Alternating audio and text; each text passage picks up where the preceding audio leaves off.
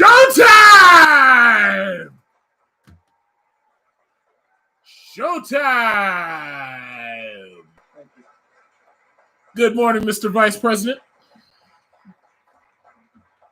All right, so just like last time, I'm going to do the debate first, and then after the debate, I'm going to open up my Discord. We're meeting as President Trump and the first. Can you hear me? Everybody can hear everything? It's good? After testing positive for COVID-19. We send our thoughts and prayers to them for their rapid and complete recovery and for the recovery of everyone afflicted by the coronavirus. Okay, here we go. The two campaigns and the Commission on Presidential Debates have agreed to the ground rules for tonight.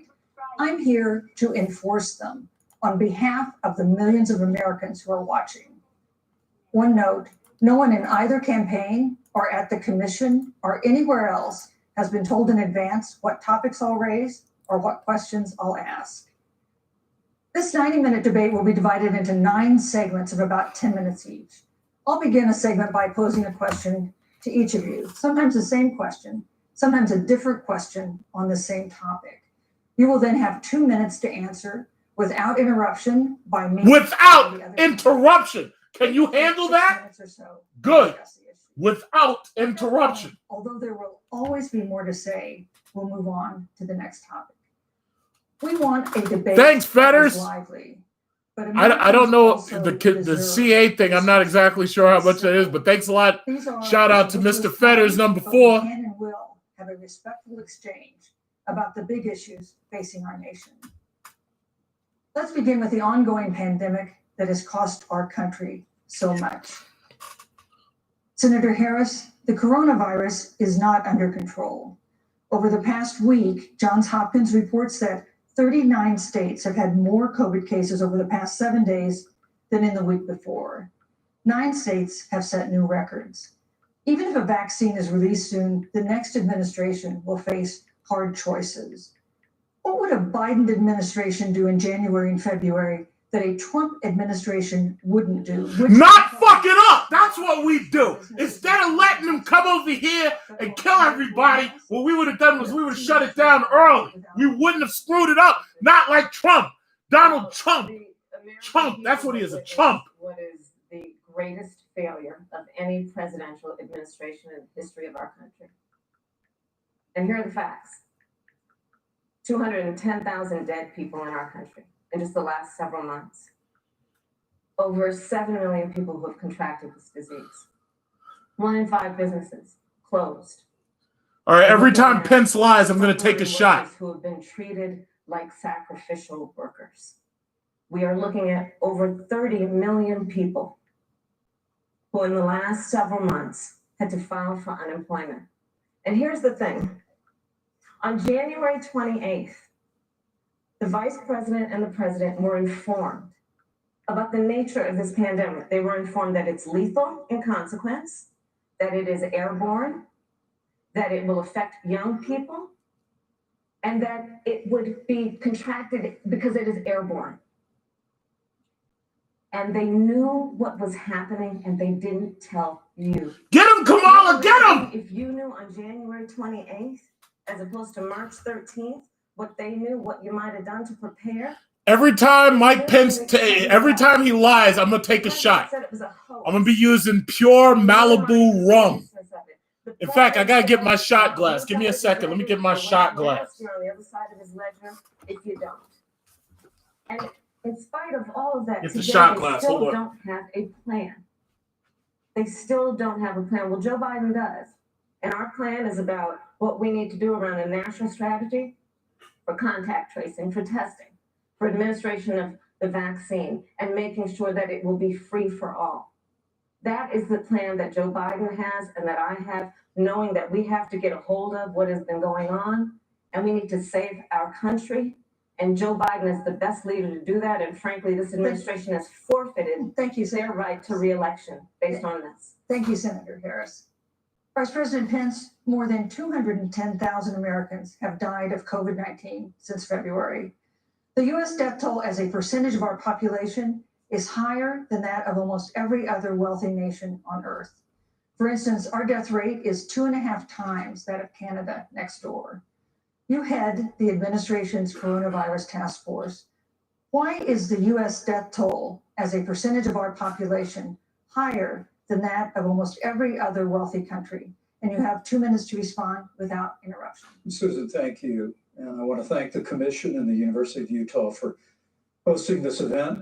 And Senator Harris, it's a privilege to be on the stage with you. And our nation's gone through a very challenging time this year.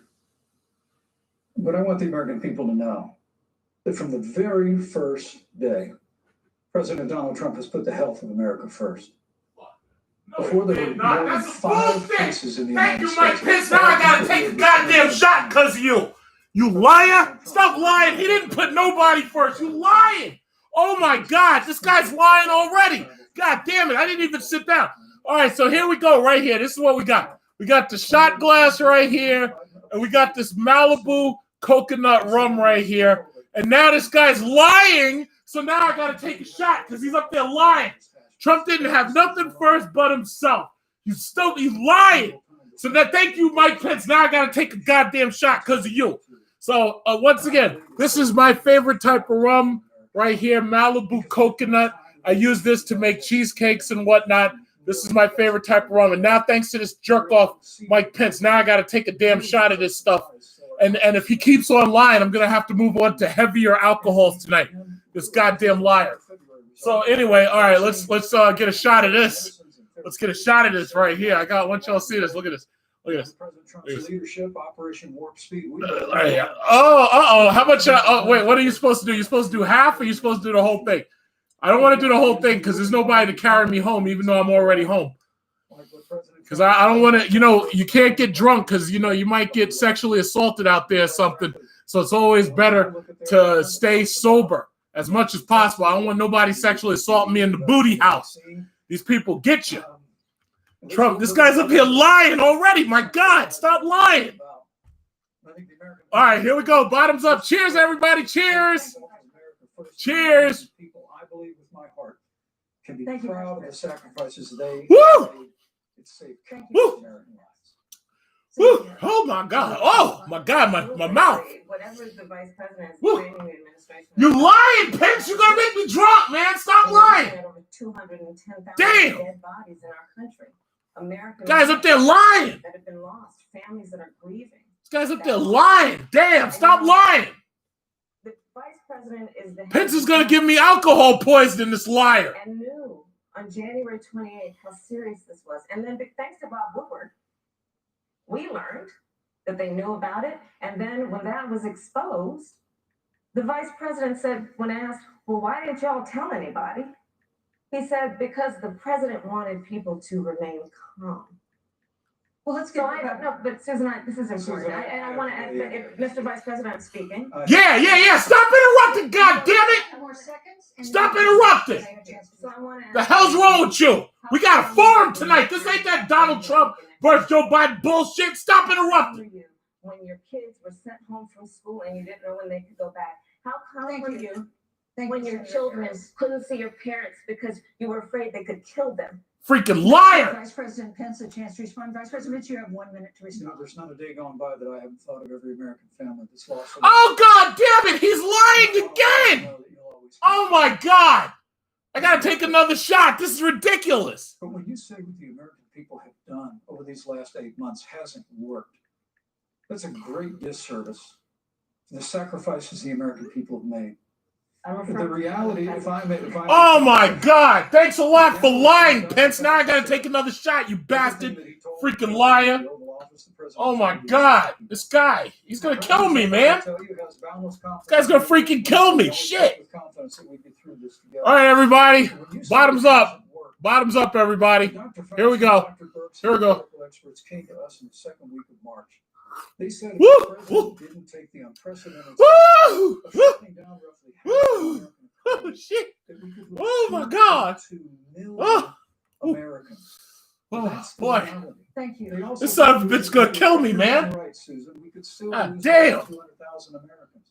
Vice Now, President one Pence. life lost. Yeah, stop lying. Susan. You're gonna get me killed up in The here. American people, I believe, deserve credit for the sacrifices that they have made, putting the health of their family and their neighbors first. This guy's gonna get me killed. Nurses are first. Thank you, Vice responders. President Pence. And I'm going to speak up on behalf of what the American people have done. Vice President Pence, you were in the front row in a Rose Garden event 11 days ago at what seems to have been a super spreader event for senior administration and congressional officials. No social distancing, few masks, and now a cluster of coronavirus cases among those who were there. How can you expect Americans to follow the administration's safety guidelines to protect themselves from COVID when you at the White House have not been doing so? Well, the American people have demonstrated over the last 8 months that when given the facts, they're willing to put the health of their families and Oh my God, another lie! He's lying! Half of you bastards don't even wear your mask when you're told to. This guy's gonna get me killed. This guy's up there lying. I gotta pour another one. God damn it, stop lying. You know half of these people are out there rioting and the other half aren't wearing their masks and social distancing and they keep calling the cops on each other. God damn it. I gotta do another one. You bastard, you freaking liar. This guy's lying, man. Oh my God, the American people, you can't even get these people to wear the freaking masks. All right, well, here we go again. Oh man, this guy's gonna mess me up. I can't even keep my head straight. This guy's gonna kill me up in here. All right, here we go. Here we go. Has come upon us, and the president introduced Judge Amy Coney Yes, Barrett. thank you, Vice President. Woo! Woo, boy. Oh man. Oh man, stop lying. Actually were tested for coronavirus, and it was an outdoor event, which all of our scientists regularly and routinely advise. The difference here. Oh my God, this guy's gonna make me sick. The American people. I'm starting to get dizzy. In the best interest of their health. And Joe Biden and Kamala Harris consistently talk about mandates, and not just mandates with the coronavirus, but a government takeover of healthcare, Thank you. the Green New Deal, all government control. She said, stop lying before you get me killed. Stop it. You respect the American people when you tell them the truth. You respect the American people when you have the courage to be a leader, speaking of those things that you may not want people to hear, but they need to hear so they can protect themselves. But this administration stood on information that if you had as a parent, if you had as a worker, knowing you didn't have enough money saved up, and now you're standing in a food line. Food lines, welfare lines, waiting for welfare checks from Trump. Trump welfare checks. To speak the truth to the American people. So let's talk about caring about the American people. The American people have had to sacrifice far too much because of the incompetence of this administration. I agree. She's telling the truth. Thank you, Kamala. Thank you. Get him. Of the people. If they would not be equipped with the information they need to help themselves to protect their parents and their children. No. He said no interruptions. You keep your mouth shut. Keep your mouth shut. For life to get back to normal, Dr. Anthony Fauci and other experts say that most of the people who can be vaccinated need to be vaccinated.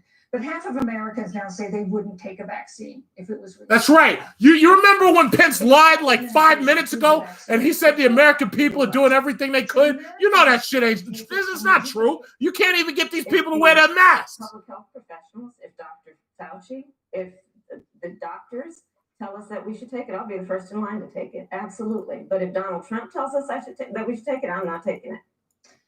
Vice President Pence. She said if Trump tells me to take it, I'm not taking it. Good for her. In recent days, the president's diagnosis of COVID-19 has underscored the... Yo, this guy's going to get me drunk up in here. I can't take a shot every time this guy lies. He's going to get me killed. That's our second topic tonight. This guy's going to get me killed. The role of the vice president. One of you will make history on January 20th. You will be the vice president to the oldest president the United States has ever had. Wow. Donald Trump will be 74 years old on Inauguration Day. Joe Biden will be 78 years old. That already has raised concerns among some voters, concerns that have been sharpened by President Trump's hospitalization in recent days. Vice President Pence, have you had a conversation or reached an agreement with President Trump about safeguards or procedures when it comes to the issue of presidential disability? And if not, do you think you should? You have 2 minutes without interruption. Well, Susan, thank you. Although I would like to go back. I think we need to move on to the issue but I would like to go back. No, you can't go back. Keep moving and stop trying to lie. Senator, in record time, in unheard of time, in less than a year. We have 5 companies in phase 3 clinical trials, and we're right now producing tens of millions of doses. So the fact that you continue to undermine public confidence in a vaccine, Get him, Kamala! Get him! Get him! I think is unconscionable. And Senator, It's I think that unconscionable. It's so not Something nice. It's not politics nice of you. people's It's lives. unconscionable. the reality is that we will have a vaccine, we believe, before the end of this year. Oh, God damn it. That's another lie. Well, is that a lie? Is that a lie? Because that's conjecture. He doesn't know if that's true. This guy doesn't know jack shit about medicine and stuff. Okay, I'm going to assume that's not really a lie. I'm going to say that's conjecture right there because that's not true. You know, how would you know? You're not a fortune teller. We actually do know what failure looks like. Yeah, we do. It's called Trump, loser. 2009. It's called Trump Pence. That's failure. Thankfully, it ended up not being as lethal as the coronavirus. But before the end of the year, when Joe Biden was vice president of the United States, not 7.5 million people contracted the swine flu. 60 million Americans contracted. How many of them died, asshole? Not 200,000, right? So why are you talking about this? Stop trying to lie. Stop trying to lie. His own chief of staff, Ron Klain, would say last year that it was pure luck that they did, quote, everything possible. Yeah, smile at him, Harris. You know this guy's lying. This guy's an empty suit. This guy's a turkey neck with an empty suit. They left an empty and hollow plan, but we still learned from it. Yeah, that's enough out of you. That's enough. Next. Next. That's enough. Next. Next. Stop lying. Stop it. Cut him off. Cut off his mic. Senator Harris, let me ask you the same question that I asked Vice President Pence, which is, have you had a conversation or reached an agreement with Vice President Biden about? Yeah, the agreement is when Biden steps down, she becomes president. That's the agreement. President Harris. All hail President Harris. You should. You have 2 minutes uninterrupted. So let me tell you, first of all, the day I got the call from Joe Biden, it was actually a Zoom call, asking me to serve with him on this ticket was probably one of the most memorable days of my life. I thought about my mother, who came to the United States at the age of 19, gave birth to me at the age of 25 at Kaiser House. Oh, your mama was doing some serious sex. And 25. Here right now. I'm damn near 40. I don't have any children. And a lot of these women are not having children until they're 30 or 40. Joe. Your mom was getting her. She was getting her groove on, huh? With values that are about having baby Kamala Harris's. About creating vice presidents. The dignity of public service. Wow, she must have been as drunk as I am right now. The dignity of all people. And I think Wow, Joe cool. asked me to serve with him because, I have a career that she's getting it in, getting those boots knocked. Woman, district attorney of San Francisco, where I created. I heard her mom's Indian, so she was getting those Indian boots knocked. In terms of reform of the criminal justice system, I was elected the first. She's getting that Gundy goat. Black woman to be elected Attorney General of the state of California, where I ran the second largest Department of Justice in the United States, second only to the United Hey, States. Yak Skipper, if you want to start talking shit, you're getting 300 seconds out. Stop with the mind controlled spam and shit. You keep it up, and you're getting 300 seconds out. Don't mess with me when I'm drunk, buddy. Don't mess with me. Only the second black woman ever elected to the United States Senate. I serve on the Senate Intelligence. Yeah, I'm watching you. You keep it up and watch what I do for you. Classified information about threats. Stop spamming. Hotspots around the world. I've traveled the world. I've met with our soldiers in war zones, and I think Joe has asked me to serve with him because he knows that we share a purpose, which is about lifting up the American people. And after the 4 years that we have seen of Donald Trump unifying our country around our common values and principles. Thank you, Senator Harris. Neither President Trump nor Vice President Biden. Yes, Lamar, I've had my Jeep back for over a week at this point. Become the modern norm. Some of the videos that you're seeing are out of time frame. Like they're, I did some of the videos, I released them at different times.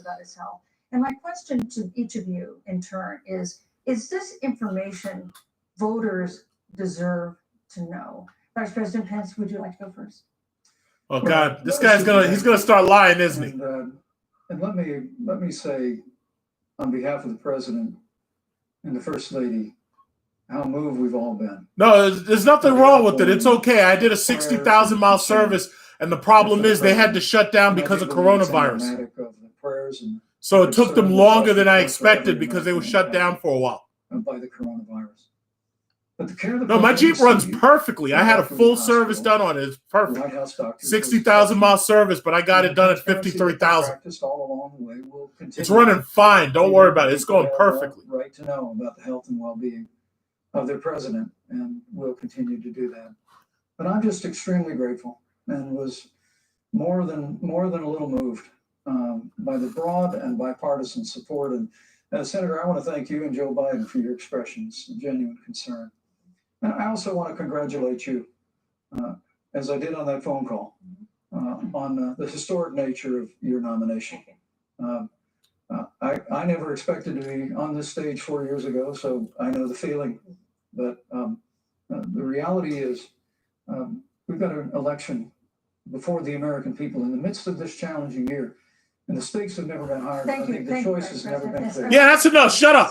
That's enough. We don't want to hear one of your boring ass speeches. Two voters have a right to know more detailed health information about presidential candidates, and especially about presidents, especially when they're facing some kind of challenge. Absolutely, and that's why Joe Biden has been so incredibly transparent, and certainly by contrast, the president has not, both in terms of health records, but also let's look at taxes. We now know, because of great investigative journalism, that Donald Trump paid $750 in taxes. When I first heard about it, I literally said, "You mean $750,000?" And it was like, "No, $750." No, I don't pay my taxes, Kamala. I'm Trump. I don't pay tax. For $400 million. I don't pay tax. I waste money. When we say in debt, it means you owe money to somebody. And it'd be really good to know who the president. Who those people are. Show your taxes. Who do you owe money to, Trump? Who do you owe that money to? What is influencing the president's decisions? And is he making those decisions on the best interest of the American people, of you, or self-interest? So, Susan, I'm glad you asked about transparency, because it has to be across the board. Joe has been incredibly transparent over many, many years. The one thing we all know about Joe, he puts it all out there. He is honest, he is forthright. But Donald Trump, on the other hand, has been about covering up everything. Thank you, Senator Harris. I want to give you a chance to respond, Vice President. Well, look, I respect the fact that Joe Biden spent 47 years in public life. I respect your public service as well. Thank you. The American people have a president who's a businessman. He's a job creator. Bullshit! Oh, God damn it. He's lying again. God damn it. Now I got to take another shot. Thanks a lot, Mike. Freaking liar. Oh, shit. Oh, snap. I kind of spilled a little. Don't worry. It's okay. All right. Well, bottoms up. Because he's up there lying. He said President Trump is a businessman and a job creator. No, he's not. No, he's not. He's a fake. And I'm from New York City, so I know a fake con man when I see it. So bottoms up, everybody. Thank you, Vice President. Turn this economy around by cutting taxes, rolling back regulation. Thank you, Vice President. Ah, yeah. Fair trade, and all Yeah. Joe Biden and Kamala Harris. You know, that's a good segue into our third topic, which is about this has been another aspect of life for Americans that's been so affected by this coronavirus. We have a jobs crisis brewing. On Friday, we learned that the unemployment rate had declined to 7.9% in September, but the job growth had stalled, and that was before the latest round of layoffs and furloughs in the airline industry at Disney and elsewhere. Hundreds of thousands of discouraged workers have stopped looking for work. Nearly 11 million jobs that existed at the beginning of the year haven't been replaced. Those hardest hit include. All right, well, guess what, Yak Skipper? Guess what you just earned yourself? You're in timeout, buddy. Talking bad about Dodge products when we're on a freaking debate stream? Like, what are you talking about? Yeah, well, you're out for 300 seconds. You earned it. Keep it up. You're going to get 600 seconds. Keep it up. Entrepreneurial ventures that fuel growth and create jobs. This poor guy's just looking for attention. I told you to shut up. At risk, and you have 2 minutes to answer uninterrupted. Thank you. On the issue of the economy, I think there couldn't be a more fundamental difference between Donald Trump and Joe Biden. Water. Joe Biden believes you measure the health and the strength of America's economy based on the health and the strength of the American worker and the American family. On the other hand, you have Donald Trump, who measures the strength of the economy based on how rich people are doing, which is why he passed a tax bill benefiting the top 1% and the biggest corporations of America, leading to a $2 trillion deficit that the American people are going to have to pay for. On day one, Joe Biden will repeal that tax bill. He'll get rid of it. And what he'll do with the money is invest it in the American people. And through a plan that is about investing in infrastructure, something that Donald Trump said he would do. I remember hearing about some infrastructure week. I don't think it ever happened. But Joe Biden will do that. He'll invest in infrastructure. It's about upgrading our roads and bridges, but also investing in clean energy and renewable energy. Joe is going to invest that money in what we need to do around innovation. There was a time when our country believed in science and invested in research and development so that we were an innovation leader on the globe. Joe Biden will use that money to invest in education. So, for example, for folks who want to go to a 2-year community college, it will be free. If you come from a family that makes less than $125,000, you'll go to a public university for free. And across the board, we'll make sure that if you have student loan debt, it's cut by $10,000. That's how Joe Biden thinks about the economy, which is it's about investing in the people of our country, as opposed to passing a tax bill, which had the benefit of letting American corporations go offshore to do their business. Thank you, You're Senator welcome. Harris. Oh, well, that was a perfect answer. Good job. Has been predicting a rapid and robust recovery. But the latest Great job. Great job. That was a great answer. Should Americans be braced for an economic comeback that is going to take not months, but a year or more? You have 2 minutes to answer uninterrupted. When President Trump and I took office, America had gone through the slowest economic recovery since the Great Depression. So when Joe Biden was vice president, they tried to— That's a lie! That is a lie! Bush crashed the goddamn economy. Thanks a lot, Pence. Now I gotta take another drink, you son of a bitch. This guy keeps lying. Stop lying, goddammit. Oh my god, now I gotta pour up another one. Damn. This guy's killing me, man. All right, well, everybody, bottoms up. Bottoms up. You see that? Oh my god, this guy's gonna get me killed. Well, bottoms up. When America on day one, Joe Biden's going to raise your— God damn you, Pence. Jesus Christ, this guy's gonna get me killed. I mean, right after— Oh my god. Slowest recovery. Bush crashed the goddamn economy in 2008, September. What do you mean slowest recovery? What, slower than what? Oh my god, this guy's gonna kill me with all these damn— I'm on— yo, my bottle. Look at this. My bottle's half full now. The son of a bitch. My bottle's— I'm gonna have to go get something stronger. My bottle's half full thanks to you, Pence. You're gonna kill me. This guy's gonna get me killed. Want to raise taxes. My bottle's half full because of you. Under a $2 trillion Green New Deal, which you were one of the original co-sponsors of in the United States Senate. They want to abolish fossil fuels and ban fracking, which would cost hundreds of thousands of American jobs all across the heartland. And Joe Biden wants to go back to the economic surrender to China, that when we took office, half of our international trade deficit was with China alone.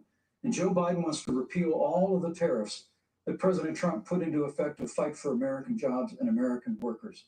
Joe Biden says democracy's on the ballot. Make no mistake about it, Susan. The American economy, the American comeback is on the ballot with 4 more years of growth. Thank you. And opportunity, 4 more years of President Donald Trump. 2021 is going to be the biggest economic year in the history of this country. Thank you, Vice President Pence. Senator Harris. Well, I mean, we saw enough of it in last week's debate, but I think this is supposed to be a debate based on fact and truth. And the truth and the fact is, Joe Biden has been very clear. He will not raise taxes on anybody who makes less than $400,000 a year. Repeal the Trump tax cuts. Mr. Vice President, I'm speaking. Yeah, shut up! Stop interrupting, goddammit! The truth. Joe Biden said twice in the debate last week that he's going to repeal the Trump tax cuts. That was tax cuts that gave. Yeah, what's up, Corey? I'm up here watching the debate, and the game is every time Pence lies, I have to take a drink of alcohol. I gotta take a shot. Part of the Trump tax cuts? If you don't mind letting me finish, we can then have a conversation, okay? Please. Okay. Yeah, stop interrupting! Joe Biden will not raise taxes on anyone who makes less than $400,000 a year. He has been very clear about that. Joe Biden will not end fracking. He has been very clear about that. Joe Biden is the one who, during the Great Recession, was responsible for the Recovery Act that brought America back. And now the Trump-Pence administration wants to take credit when they rode the coattails of Joe Biden's success for the economy that they had at the beginning of their term. Of course, now the economy is a complete disaster. Yes, Corey. But Joe Biden, on the one hand, did that. On the other hand, you have Donald Trump, who has reigned over a recession that is being compared to the Great Depression. On the one hand, you have Joe Biden, who was responsible with President Barack Obama for the Affordable Care Act, which brought health care to over 20 million Americans and protected people with pre-existing conditions. And what it also did is it saved those families who otherwise were going bankrupt because of hospital bills they could not afford. On the other hand, you have Donald Trump, who's in court right now, trying to get rid of the Affordable Care Act, which means that you will lose protections if you have pre-existing conditions. And this is very important, Susan. Yak Skipper did it again. He's in another 300 seconds. I don't know when you're going to learn your lesson. Please. If you have a pre-existing condition, heart disease, diabetes, breast cancer, they're coming for you. If you love someone who has a pre-existing condition, they're coming for you. If you are under the age of 26 on your parents' coverage, they're coming for you. Senator Harris, thank you. Let me give you a chance to respond. Well, I hope we have a chance to talk about health care because Obamacare was a disaster. The American people remember it well. Well, technically, that's not a lie, so I don't have to take a sip now. Thank God. Now, if you can keep telling the truth, you can save my life, Pence. American. Like you haven't saved the lives of 210,000 Americans. Opinion, but you're not entitled to your own facts. You yourself said on multiple occasions when you were running for president that you would ban fracking. Joe Biden looked a supporter in the eye and pointed and said, I guarantee that we will abolish fossil. I'm already a little bit dizzy. That's why I'm not talking that much. Because I've gone through half this bottle. I've gone through about half this bottle already. I'm halfway through. More taxes. And it's not even an hour, and I'm halfway through this damn bottle. Thanks a lot, Pence. Crushing American energy and economic surrender to China. Now I'm just getting tired. My mind is hurting.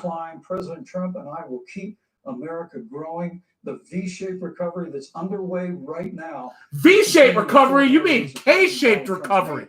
It's a K-shaped recovery. It's not a V. You liar. Perfect segue to a new topic, which is climate change. Climate change? President Pence, I'd like to pose. I don't really think that should be at the front of the docket right now. This year we've seen record-setting hurricanes in the South. Another one, Hurricane Delta, is now threatening the Gulf. Hurricane Delta? Record-setting wildfires in the West.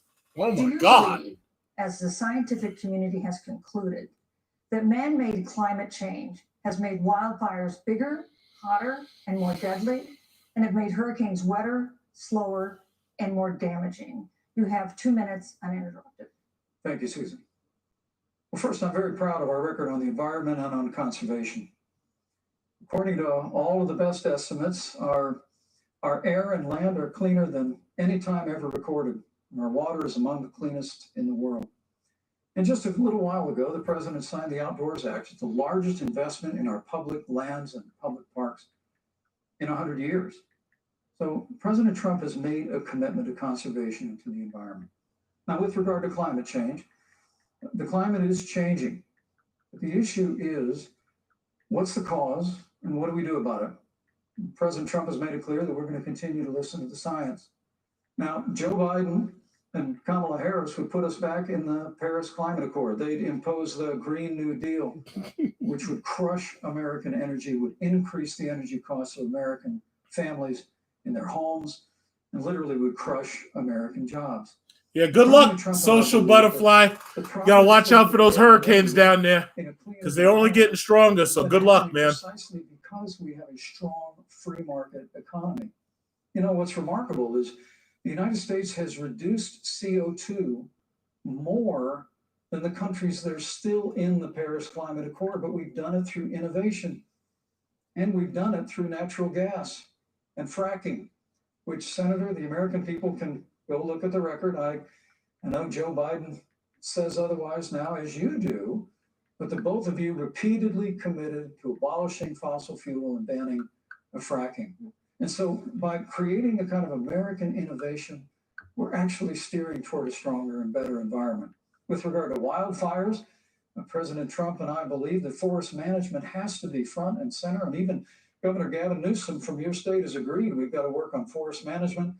And with regard to hurricanes, the National Oceanic Administration tells us that actually as difficult as they are, Thank you, Vice President. there are no more hurricanes today than there were 100 years ago. Thank you. But many of the climate alarms Vice use President, hurricanes and wildfires to try and sell the bill of goods of a Green New Deal. Shut up!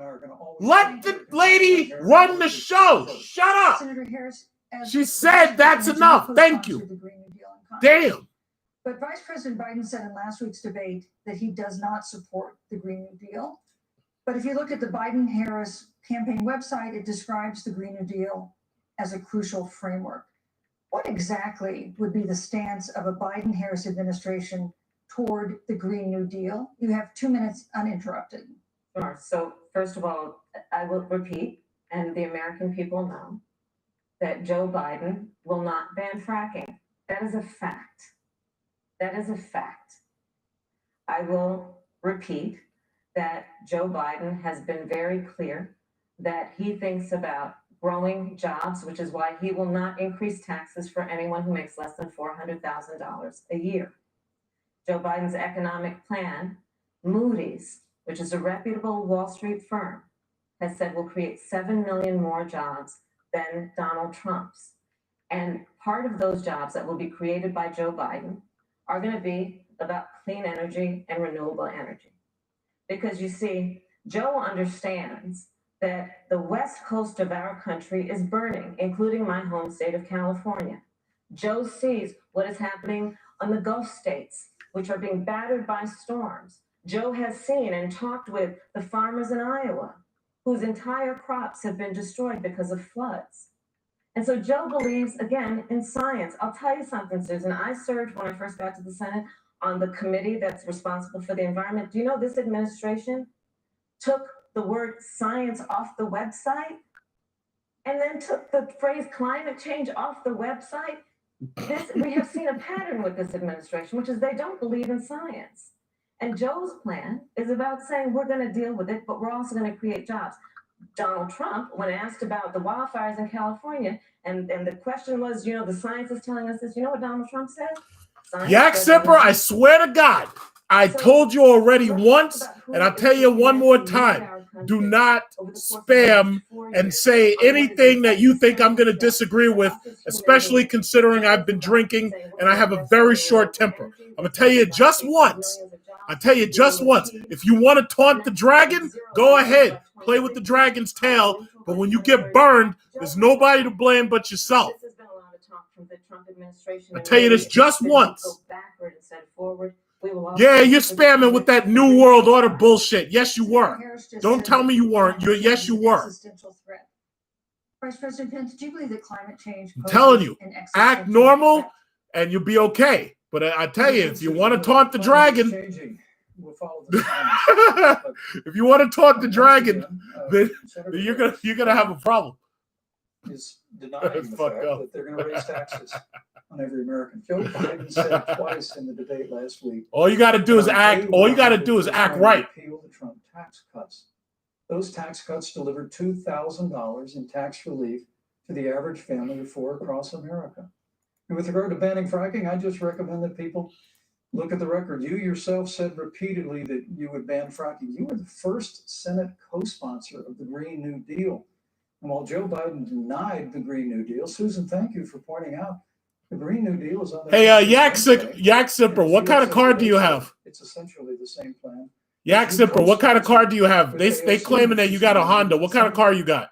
And you just heard the senator say that she's going to. What kind of car you got, Yak Zipper? What kind of car you got? Look, the American people have always cherished our. Yak Zipper, what kind of car do you have? What kind of car do you? Oh shit! This sucker said I'm ashy. Yeah, well, guess what, Lister? You just earned yourself 300 seconds of timeout, stupid. Okay, so anyway, Yak Zipper, what kind of car you got? Where's your car? Oh, you don't have a car? Oh man, I'd put you in timeout for that nonsense. You're up there talking smack about Dodge products, and you don't even have a car. You waiting at the bus? What are you doing? Taking Ubers? Oh my God, this guy, you're talking mad smack. Yeah, Lisa Worm just got herself 300 seconds. She says nobody listens to ashy black men. And I have 82 people sitting here. Lista Worm, if you're really a fat white woman, let me tell you something. People do listen to me regularly, and they don't listen to you because you're a fat white lady, and all you ever do is complain about how men don't love you and they don't buy you stuff and take you on dates because you're like not interesting, because you don't look like what's her name? I'm losing my mind because of this alcohol. You don't look like one of these hot chicks on Instagram, and when you're like running, your thighs light fires. How dare you say I'm ashy and black? I take offense to that. I use oil. I use skin oil. I use Palmer's. I am not ashy. To hell with you. That's why you're on timeout and you can't talk back. That's what you get, stupid. And you're wondering, is there going to be a job there for me? We're looking at people. If people don't listen to ashy old black men, why do they listen to Al Sharpton? Honestly, I just proved you wrong. You fat white horror show. Anyway, let's see. Yak Zipper Chrysler is the king. And it is because of the catastrophe and the failure of leadership of this administration. Thank you, Senator. Yeah, that's right, fatty. You're in the penalty box. See, I'm fat too. I'm not gonna lie, I'm fat, but it's okay because I'm a man and I'm rich. It's not okay for you to be heavy unless you cook really well and you have a syrup with your name on it. Then it's okay for you to be fat and white unless you're a Victorian era fat white woman that they paint because you've got those big thighs and the people are starving and they like to fantasize about fat white women. So don't you even dare. That's why you're in timeout for 300 seconds. Because now I have the power. I have the power. That's what you get. You're in timeout. Thank you, Vice President. And that's exactly the kind of growth we're going to continue to see as we bring our nation through this pandemic. The Green New Deal, your massive amendment. You know what it is? She's jealous. That's what it is. She's jealous. Hey, big truck Ford got rid of the Mustang. Damn, that's too. No, wow. Hey, they'll come up with something. Joe Biden is responsible for saving America's auto industry, and you voted against it. So let's set the record straight. Yeah. I'd like to talk about China. We have. Thank you, ugly duckling. Topic. We have no more complicated. The stocks for the Chinese electric car are NIO and KANDI or KNDI. Candy. Potential partner in dealing with climate change in North Korea. And in a video tonight, President Trump again blamed it for the coronavirus, saying China will pay. Vice President Pence, how would you? That's right. I'm putting my foot on your neck. I'm gonna put my foot on that fat white lady's neck, just like I'm George Floyd's killer. You have 2 minutes. Thank you, Susan. Well, before I leave that, let me speak to voting records if I can. No. We asked you something else. It cost literally thousands of American factories to close. We saw automotive jobs go south of the border. President Trump fought to renegotiate NAFTA. And the United States-Mexico-Canada agreement is now the law of the land. American people deserve to know Senator Kamala Harris was one of only 10 members of the Senate to vote against the USMCA. It was a huge win for American auto workers. It was a huge win for American farmers, especially dairy in the upper Midwest. But Senator, you said it didn't go far enough on climate change, that you put your radical environmental agenda ahead of American auto workers and ahead of American jobs. I think the American people deserve to know that. It's probably why Newsweek magazine said that Kamala Harris was the most liberal member of the United States Senate in 2019, more liberal than Bernie Sanders, more liberal than any of the others in the United States Senate. So now with regard to China, look, Susan, first and foremost,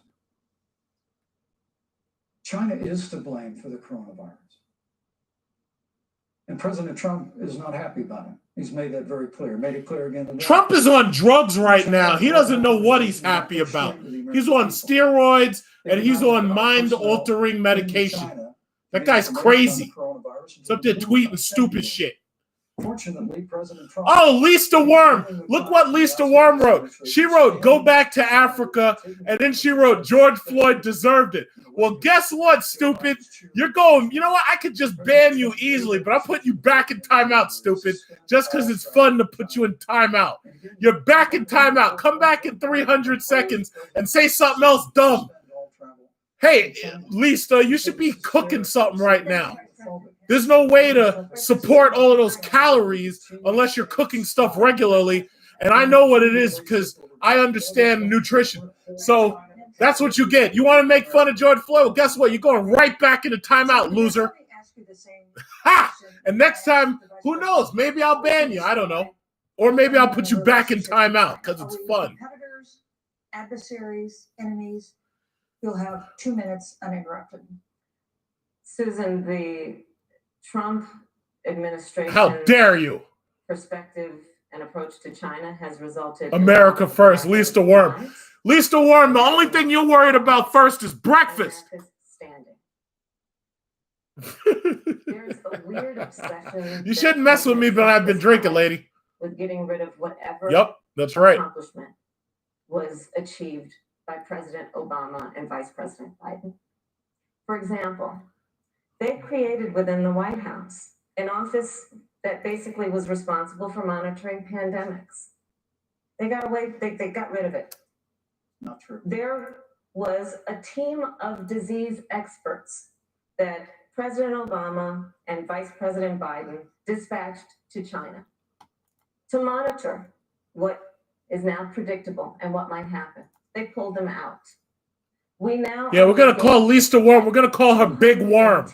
That's right. We're going to call her Big Worm. She's Big Worm. Hey, what's up there, Big Perm? I mean, Big Worm. The trade deal, the trade war, they wanted to call it, with China. It resulted in the loss of over. Zonda says, "Yeah, I have a nice head. Thank you very much." Recession, and the American consumer paying thousands of dollars more for goods because of that failed war that they called it. Then let's talk about standing. Pew, the record. Yeah, she's a Karen. That's what she is. She's a Trump-worshipping Karen. Trump doesn't give a damn about you. The only thing Trump cares about is how well you can cook. And judging from the looks of you, I think you probably cook pretty well. Xi Jinping, how dare you? Of the Chinese Communist Party, than they do Donald Trump, the President of the United States, the Commander-in-Chief of the United States. This is where we are today because of a failure of leadership by this administration.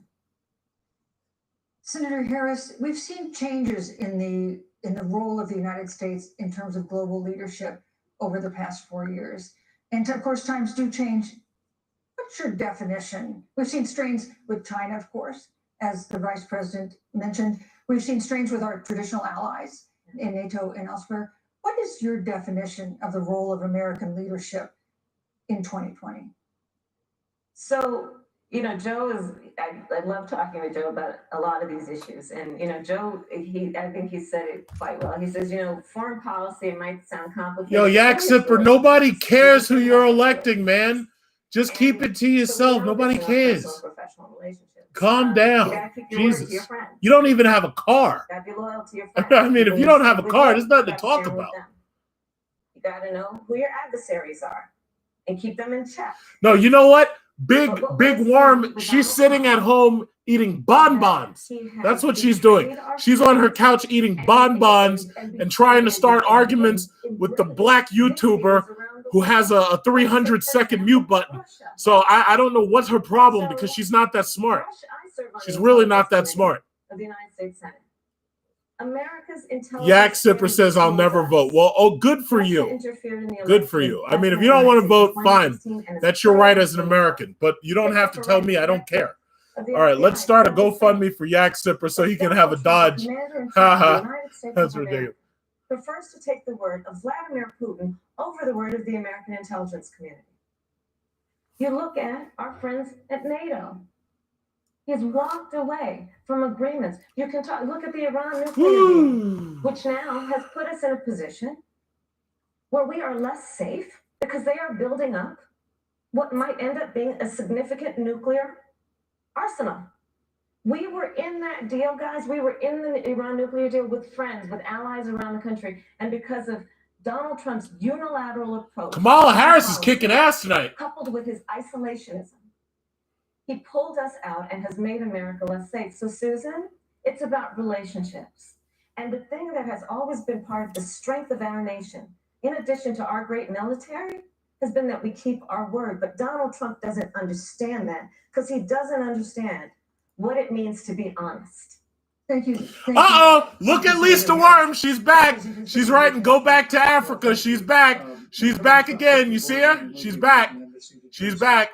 She's back. What else did she say? She says Derek Chauvin made bail today. Well, good for him, but he's going to end up in jail anyway, so I'm not worried about it. She's mad. Oh, look at this. She's got the white power fist thing up. And she's got the white hand and everything. Oh, wow. Listen, those white hands of yours, the only thing those are good for is stuff in your face. Are you eating Twinkies tonight or bonbons or what? In fact, I want to see your ankles. Why don't you take a photo of your ankles and show them to us? Because I know you got some fat ankles. I know you got some big fat ankles. I know you do. And I'm a big guy. And so I know what it's like, but you got some big, fat, white ankles. You got cankles. You're like Hillary Clinton with cankles. That's what you got. You got cankles. Baghdadi was responsible. Cankles. That's what they called them. Hillary Cankles. You got cankles like Hillary Clinton. America's hearts today Lisa Worm. Oh, my God. Look at her picture. She looks like a guy named Herbert with hair, like a woman. She looks like her name is Herbert. Come on, Herbert. Leave me alone. Where the hell did you come from, Herbert? Herbert. The reality is that shouldn't you be cooking something, Herbert? We have an opportunity. I'm gonna call you Herbert. Breaks my heart to reflect on it, but the military. Oh, get Social Butterfly timed her ass out for 300 seconds. You got her before I could. Oh, well. I guess she ain't talking back now, huh? That's too bad. Hey, Herbert, enjoy the show. Pence is getting his ass whipped. I hope you're enjoying this, Herbert. Finally went in. It was clear she'd been moved 2 days early. She looks like a guy with a wig on. Says with a heart that broke the heart of everyone. She looks like a guy. If President Donald Trump had been president, they believe Kayla would be alive today. Thank you, Vice President. We destroyed the ISIS. She said thank you. That's enough. Stop talking. You talk about re-entering the Iran nuclear deal. I mean, the last administration transferred $1.8 billion to the leading state sponsor of terrorism. President Donald Trump got us out of the Range Rover SVR. I had no intentions of doing it, but maybe I'll do it. I don't know. I had really no intentions of it. I don't care about Range Rovers that much, honestly. I think they're boring.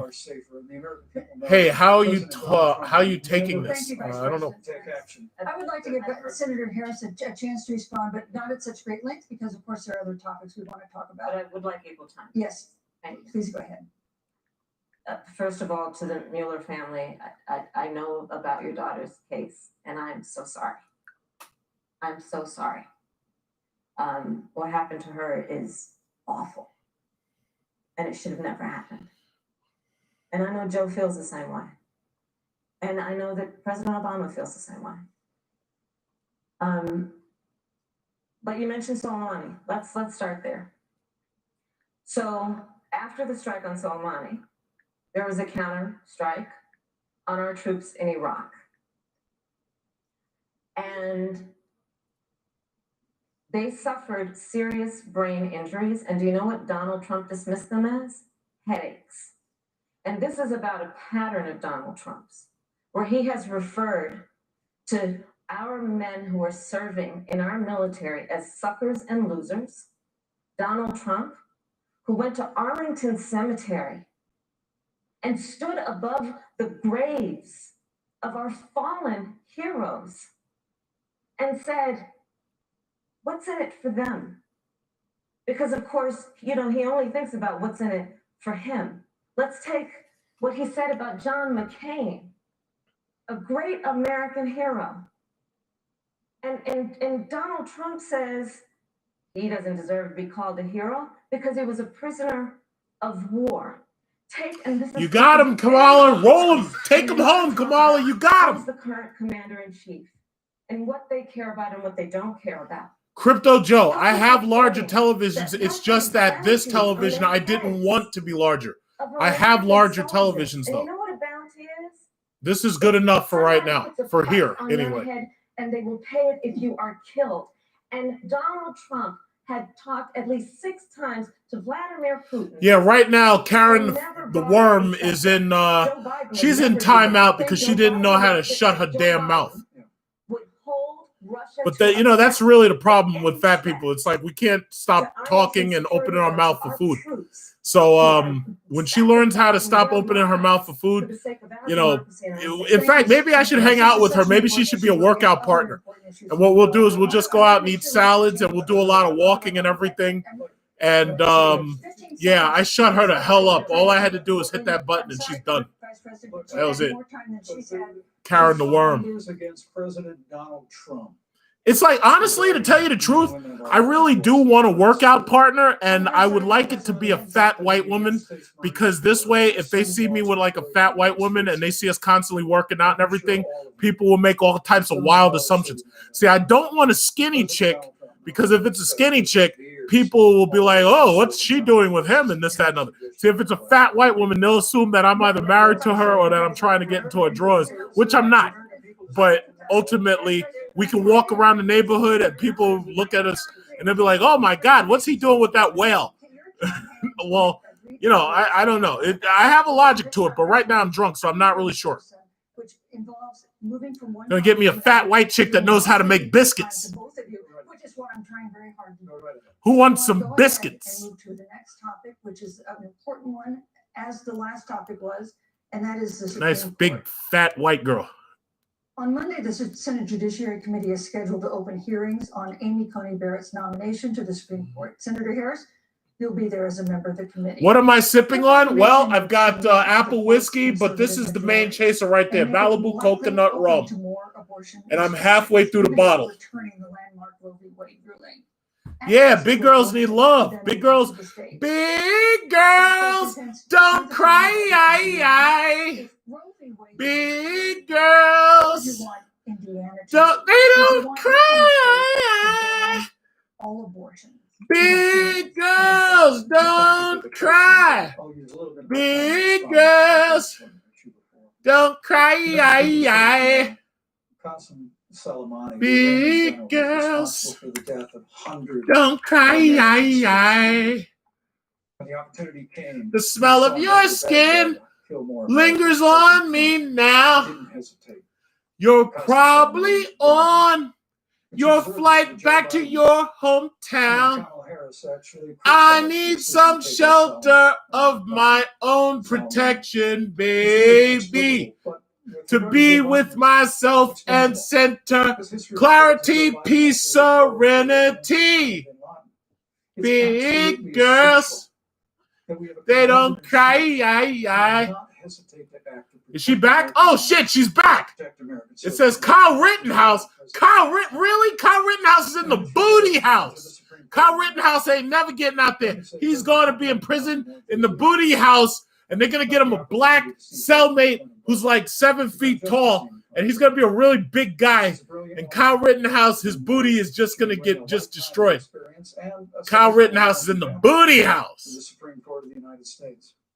And our hope is in the hearing next booty house, Kyle Rittenhouse, booty house. From you and others. But we hope she gets a fair. Let's see, Kyle Rittenhouse. Yeah, that's why he's in jail right now, moron. Christian faith that we saw before.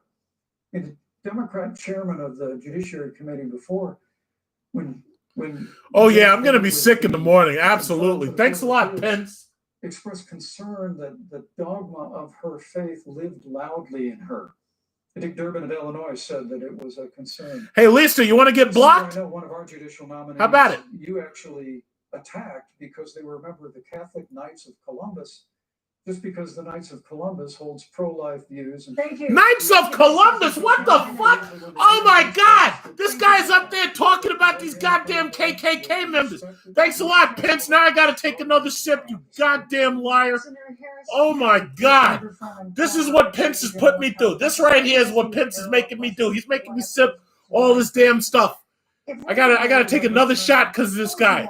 He's up there talking about the Knights of Columbus. What the hell are you talking about the Knights of Columbus for, you KKK member, you bastard? Look at this. Bottoms up. Thank you, Susan. First of all, Joe Biden and I are both people of faith. Oh, And God it's damn also it. To suggest Oh, that we would Knights not of answer Columbus? for their faith. What the And hell are you Joe, talking about? if elected, will be only the second practicing Catholic as president of the United States. On the issue of this nomination, Joe and I are very clear, as are the majority of the American people. We are 27 days before the decision about who will be the next president of the United States. And, you know, before, when this conversation has come up, you know, it's been about election year or election time. We're literally in. Well, I'm going to need a Discord server chat just so I can sober up. Voted. People are in the process of voting right now. And so Joe has been very clear, as the American people are. Let the American people fill that seat in the White House, and then we'll fill that seat on the United States Supreme Court. And to your point, Susan, the issues before us couldn't be more serious. There's the issue of choice, and I will always fight for a woman's right to make a decision about her own body. It should be her decision and not that of Donald Trump and the Vice President, Michael Pence. But let's also look at what else is before the court. It's the Affordable Care Act. Like, literally in the midst of a public health pandemic, when over 210,000 people have died and 7 million people probably have what will be in the future considered a pre-existing condition because you contracted the virus. Donald Trump is in court right now trying to get rid of the Affordable Care Act. And I've said it before, and it bears repeating. This means that there will be no more protections if they win for people with pre-existing conditions. This means that over 20 million people will lose your coverage. It means that if you're under the age of 26, you can't stay on your parents' coverage anymore. And here's the thing. The contrast couldn't be more clear. They're trying to get rid of the Affordable Care Act.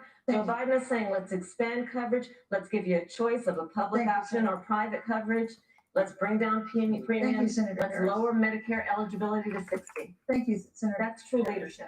You know, you mentioned earlier, Vice President Pence, that the president was committed to maintaining protections for people with pre-existing conditions. But you do have this court case that you are supporting, your administration supporting, that would strike down the Affordable Care Act. The president says, President Trump says that he's going to protect people with pre-existing conditions, but he has not explained how he would do that. And that was one of the toughest nuts to crack when they were passing the Affordable Care Act. So tell us specifically, how would your administration protect Americans with pre-existing conditions to have access to affordable care? I sense a lie coming on. Here we go. Well, thank you, Susan. But let me just say, I sense a lie coming on. I couldn't be more proud to boy. Vice President, to a president who stands without apology for the sanctity of human life. Oh boy, I sense a lie coming on. Here we go. And this is another Here one of we those go. cases where there's such a dramatic contrast. Joe Biden and Kamala Harris support taxpayer funding of abortion all the way up to the moment of birth. Late-term abortion. They want to increase funding to Planned Parenthood. Wait a minute, late-term abortion and Now, aborting a baby that's about to be born the second. What are you talking about? This guy's lying again. Oh my God, I gotta take another. Oh my God, I gotta take another drink. This guy's lying. Look at this guy, he's lying. Oh my God. Well, there we go. Bottoms up, everybody. Bottoms up. Bottoms up. What we got here? What we got here? Here we go. Election years from George Washington to Barack Obama. Presidents have nominated in all 20. Oh boy. The party is actually openly. Oh my God. My stomach's starting to hurt.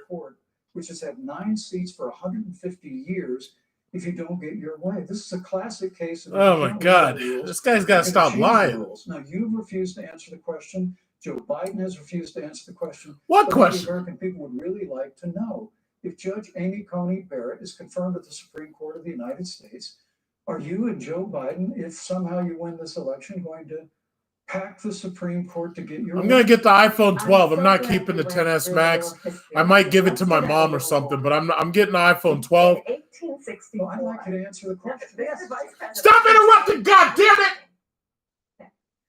In 1864, one of the, I think, political heroes, certainly the president, I assume if you also, Mr. Vice President, is Abraham Lincoln.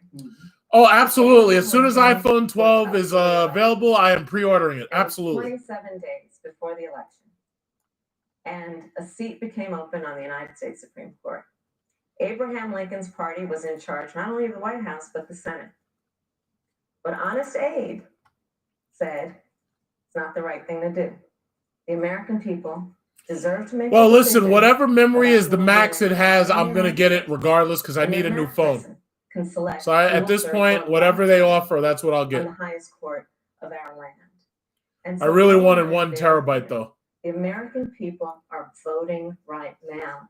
And it should be their Am I a decision millionaire? Only if I sold about my who houses. will serve on this most important body for a lifetime. Thank you, Senator And Harris. people, Susan, are voting right now. They'd like to know if you and Joe Biden are going to pack the Supreme Court if you don't get your way in this nomination. Let's talk about packing. You once again gave a non-answer. Joe Biden gave a I'm non-answer. trying to answer you The American now. people deserve a straight answer. And if you haven't figured it out yet, the straight answer is they are going to pack the Supreme Court if they somehow win this election. Men and women, I got to tell you, people across this country, if you cherish our Supreme Court, if you cherish the separation of powers, you need to reject the Biden-Harris ticket. Come November the 3rd, re-elect President Donald Trump, and we'll stand by that separation of powers in a 9-seat Supreme Court. Yeah, let's talk about packing the court then. Let's talk about the Please. pack. Yeah, I'm about to. So the Trump-Pence administration has been, because I sit on the Senate Judiciary Committee, Susan, as you mentioned, and I've witnessed the appointments for lifetime appointments to the federal courts, district courts, courts of appeal. People who are purely ideological, people who have been reviewed by legal professional organizations and found to have been not competent, are substandard. And do you know that of the 50 people who President Trump appointed to the Court of Appeals for lifetime appointments, not one is Black? This is what they've been doing. You want to talk about packing a court? Let's have that discussion.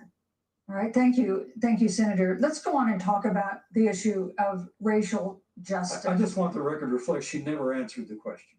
So I think the American people, in the next debate, Joe Biden will answer the question, but I think the American people know the answer. Thank you, Vice President.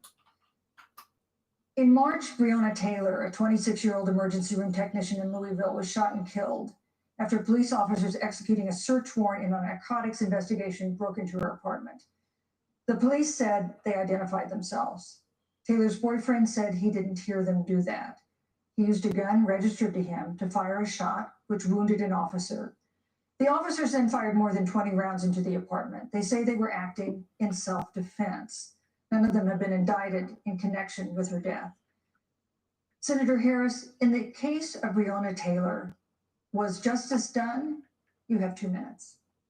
I don't believe so. And I've talked with Breonna's mother, Tamika Palmer, and her family deserves justice. She was a beautiful young woman. She had as her life goal to become a nurse, and she wanted to become an EMT to first learn what's going on out on the street so she could then become a nurse and save lives. And her life was taken unjustifiably and tragically and violently. And it brings me to, the 8 minutes and 46 seconds that America witnessed, during which an American man was tortured and killed under the knee of an armed, uniformed police officer. Uh-oh, Big Worm's back, huh? Uh-oh, what you saying now? Big Worm. Yo, listen, you want to be my workout partner? We can go run laps together. perfect stranger Breonna Taylor deserved it. marched. And she puts Breonna Taylor deserved it with the white power fist. And then she says, big truck, fix your disgusting, ashy elbows. Oh, wow. You're killing my feelings. My God, you're hurting me. Let's see. What else? Is that it? Is that the best you can do? Let's see. Are you in 300 seconds of timeout yet? Let's see if you are. Uh-oh. Back in 300 seconds of timeout, stupid. Ah! That's what you get, moron. That's what you get. That's what you get. Yeah, that's what you get. So, you know what? If you want, we can keep this up because I can do this shit all night. I love it. We need reform of our policing. My ashy elbows. I use Palmer's oil, and it does not leave me ashy. I look very smooth when I go outside. You need some of that oil between your thighs so that you'll stop setting fire to the interior of that cheap car you got every time you rub your legs and then you get into the car and your legs, your thighs overheat the cushions and it sets the car on fire. This is time for leadership on a tragic issue Senator Harris, of unarmed Black people in America. Thank you, Senator Harris. Vice President Pence, let me pose the same question to you. In the case of Breonna Taylor, she has a Jetta. Justice done. But you know what? I notice a lot of fat white women, they usually drive, what are those things? They usually drive Subaru Outbacks. Subaru Outbacks are like the official car of the fat white chick. But I trust our justice system. Subaru Outbacks and Foresters. That's what they drive. As a former prosecutor, that's exactly what they drive. Every time I see a fat white lady, she's always getting out of a Subaru Outback. Never fails. I think, look, with regard to George Floyd, there's no excuse for what happened to George Floyd. Her Jetta needs a whole new suspension. But there's also no excuse for the rioting and the looting. I bet you her favorite snack is Little Debbie. I mean, it really is astonishing. Yo, her blood type is Rocky Road. Now, I can't tell fat jokes because I'm fat too. I'm not gonna lie. I'm fat too. That's why I said I need me a fat white chick so she could be my workout partner. I would pick a guy, but I don't want nobody thinking that I'm like Kyle Rittenhouse in the Booty House, if you know what I'm saying. I don't want a guy as a workout partner. I have to have a fat white chick because they know all of the exercise techniques. They do stuff I don't do, like burpees and all that stuff, and they do all that calisthenics and stuff. I don't do none of that. Law enforcement has an implicit John, we all fat. Yep, that's right. Is a great insult. Oh, God damn, I think he's lying again. Who serve in law enforcement, and I want everyone to know who puts on the uniform of law enforcement. Oh, my God. President Trump and I stand with you. And it is remarkable that when Senator Tim Scott tried to pass a police reform bill, brought together a group of Republicans and Democrats, Senator Harris, you got up and walked out of the room. What? And then you filibustered Senator Tim Scott's bill on the Senate floor that would have provided new accountability, new repeat resources. But we don't have to choose between supporting law enforcement, including public safety, and supporting our African American neighbors and all of our minorities. Under President Trump's leadership, we always stand with law enforcement. I think they should have a timer up there because these people keep going too long. She said that's enough. Stop talking. She said that's enough. That's enough. Senator Harris. Jesus Christ. Be lectured by the vice president. No wonder why you're not the president. You're just the vice president because nobody else cares about you. You're nobody. Everything from child sexual assault to homicide. I'm the only one on this stage who has prosecuted the big banks for taking advantage of America's homeowners. I'm the only one on this stage who prosecuted for-profit colleges for taking Kay Gregory just got himself 300 seconds. Kay Gregory, just so you know, I'm not tolerating any of that Trump 2020 bullshit. So if you type that shit, you're getting an automatic 300 seconds. That's what you get. Okay, so he's attracting flies. He's got flies. Oh, shit! He's got a fly in his hair! Oh, shit! Pence has got flies on him! He's got the devil's flies all over his head! He's got flies on him like a devil, like a demon! He's got flies in his hair! Oh, shit! You're a nasty motherfucker! Look at that! You got a big-ass fly on your head! Oh, my God! You got a big-ass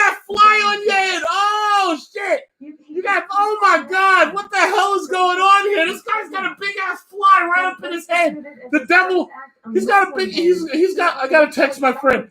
He's got, oh shit. Peacefully protesting. Come on, Siri. He's got a big ass fly in his hair. Y'all see that? He's got flies in his hair. God is trying to tell us that he's a demon. He's a demon. This guy's got flies in his hair, for God's sake. Oh my God. And Donald Trump, when asked about it, said there were fine people on both sides. This is who we have as the president of the United States. This guy's got a big ass fly in his hair. Jesus Christ, God's up there trying to tell us that you're a demon. Pence is Beelzebub. Pence is Beelzebub. Oh my God. Pence is Beelzebub. How do you spell that? Beelzebub. He's Beelzebub. Beelzebuz. I forget how to spell it because it's one of those. Oh my God. This guy's got flies on him, for God's sakes. Beelzebub. Yo, this guy's got flies on him. Holy shit. God's trying to tell us, don't vote for this lying bastard. Beelzebub. That's who he is. He's Beelzebub. Oh my God, this guy's got flies on him. Pence. You're concerned that he doesn't. Pence had a fly in his hair. Oh my God, that's the nastiest shit. This is a president who respects and cherishes all. He's a demon. Pence is a goddamn demon. He's got a big ass. You know what they call that down south? When you have a fly land on you, they call that a news fly. This guy's got a big ass fly in his hair. Holy shit, God is trying to send us a plague of flies right now on Pence. He's the demon. He's a lower demon. Holy shit. Pence got a fucking fly in his head. Oh shit, Pence got a fly up in his hair. Oh my God. God could not be telling us any more clearly. Do not vote for this bastard. This guy's name is Beelzebub. For criminal justice reform. Thank you, Vice President. Fought for educational choice and opportunities for African Americans, all of our. Thank you, sir. And we'll do it for full. Thank you. You know, there is no more important issue than the Pence is a final issue demon. that we're going to talk about tonight, and that is the issue of the election. Beelzebub. This guy's name is Beelzebub, for God's sakes. Holy shit. I can't believe it. Oh my God. So you already know what I'm going to be tweeting about tomorrow. Oh my God, it's another one of God's plagues. Holy shit. Beelzebub. This guy's got flies in his hair. What the hell? They're supposed to be in a secure location where the coronavirus can't get in. They got flies in there. What's going on here? Pence was lying. You know what that means? I got to take another drink. Pence is up there lying. I got to pour another. I got to pour another drink because of Pence. He's up there lying. Did you see Constantine? You remember when the guy Beelzebub was talking to Constantine and he's got bugs coming off of him? I can't believe this. Oh my God. Bottoms up, everybody. Bottoms up. Pence is a liar. He is a lower demon. He is the Beelzebub. He is a lower demon. This liquor right here is when Jesus turned the water into wine. And he made it so that he could clear up our sins. And this guy right here is a demon named Beelzebub. And the Lord has shown us that this man is a lower demon named Beelzebub. The Lord has shown us. We've seen what this man really is. He is Beelzebub. Thank you, Senator Harris. And I'd like to pose the first. He is the Beelzebub. Question on our final. Oh my God, I can't believe this. President Trump has several times refused to commit himself. This guy's got flies in his hair. Of power after the election. If your ticket wins and President Trump refuses to accept a peaceful transfer of power, what steps would you and Vice President Biden then take? What would happen next? You have 2 minutes. So I'll tell you, Joe and I are particularly proud of the coalition that we've built around our campaign. We probably have one of the broadest coalitions of folks that you've ever seen in a presidential race. Of course, this guy's got flies in his hair. Independents and Republicans. In fact, 7 members of President George W. Bush's cabinet are supporting our ticket. We have the support of I want to see that fly come back. The fly was fact checking. Pence, you're gonna get me killed out here. Generals, retired Pence is generals, Beelzebub. and national security experts and advisors are supporting our campaign. And I believe they are doing that because they know that Joe Biden has a deep, deep-seated commitment to fight for our democracy and to fight for the integrity of our democracy and to bring integrity back to the White House. And so we believe in the American people. We believe in our democracy. And here's what I'd like to say to everybody. Vote. Please vote. Vote early. Come up with a plan to vote. Go to iwillvote.com. You can also go to... Yo, Mike Pence got to fly. He's got to fly up in his head. These next 27 days. Somebody already uploaded it. Somebody already uploaded the fly in his head. 4 years. And it is within our power. And if we use our vote and we use our voice, oh my God. We will win. Yo, the internet is something else, isn't it? Let anyone subvert our democracy. They got a picture of Trump with a fly in his head too. So Trump is, you know what? Trump is a Beelzebub too. 70 million people. He openly attempted to suppress the vote. Joe Biden, on the other hand, on that same debate stage, because clearly Donald Trump doesn't think he can run on a record because it's a failed record, Joe Biden on that stage said, hey, just please vote. So I'll repeat what Joe said. Please vote. Thank you, Senator. Vice President Pence, President Trump has several times refused to commit himself to a peaceful transfer of power after the election. If Vice President Biden is declared the winner and President Trump refuses to accept a peaceful transfer of power, what would be your role and responsibility as Vice President? What would you personally do? You have 2 minutes. Well, Susan, first and foremost, I think we're going to win this election. Yo, I can't believe this shit. This is ridiculous. The establishment in Washington, D.C. and Beelzebub. President Donald Trump. Yo, this dude is incredible. This dude's got a fly up in his head. He's the Beelzebub. And, oh my God. Those same Americans that delivered that historic victory in 2016. They see Beelzebub. Where we rebuild our military. It's the lower demon. Our economy through tax cuts and rolling back regulation, fighting for fair trade, unleashing American energy. We appointed conservatives to our federal courts at every level. And we stood with the men and women of law enforcement every single day. And I think that movement of Americans has only grown stronger in the last 4 years. But when you talk about accepting the outcome of the election, I must tell you, Senator, your party has spent the last 3.5 years trying to overturn the results of the last election. It's amazing. When Joe Biden was vice president of the United States, the FBI actually spied on President Trump and my campaign. I mean, there were documents released this week that the CIA actually made a referral to the FBI documenting that those allegations were coming from the Hillary Clinton campaign. And of course, we've all seen the avalanche, what you put the country through for the better part of 3 years until it was found that there was no obstruction, no collusion, case closed. And then Senator Harris, you and your colleagues in the Congress tried to impeach the President of the United States over a phone call. And now Hillary Clinton has actually said to Joe Biden that in her words, under no circumstances should he concede the election. So let me just say, I think we're going to win this election. President Trump and I are fighting every day in courthouses to prevent Joe Biden and Kamala Harris from changing the rules and creating this universal mail-in voting that will create a massive opportunity for voter fraud. And we have a free and fair election. We know we're going to have confidence in it. And I believe in our Vice President Donald Trump. This guy's Beelzebub. Holy shit. You know, I can't believe this. This is insane.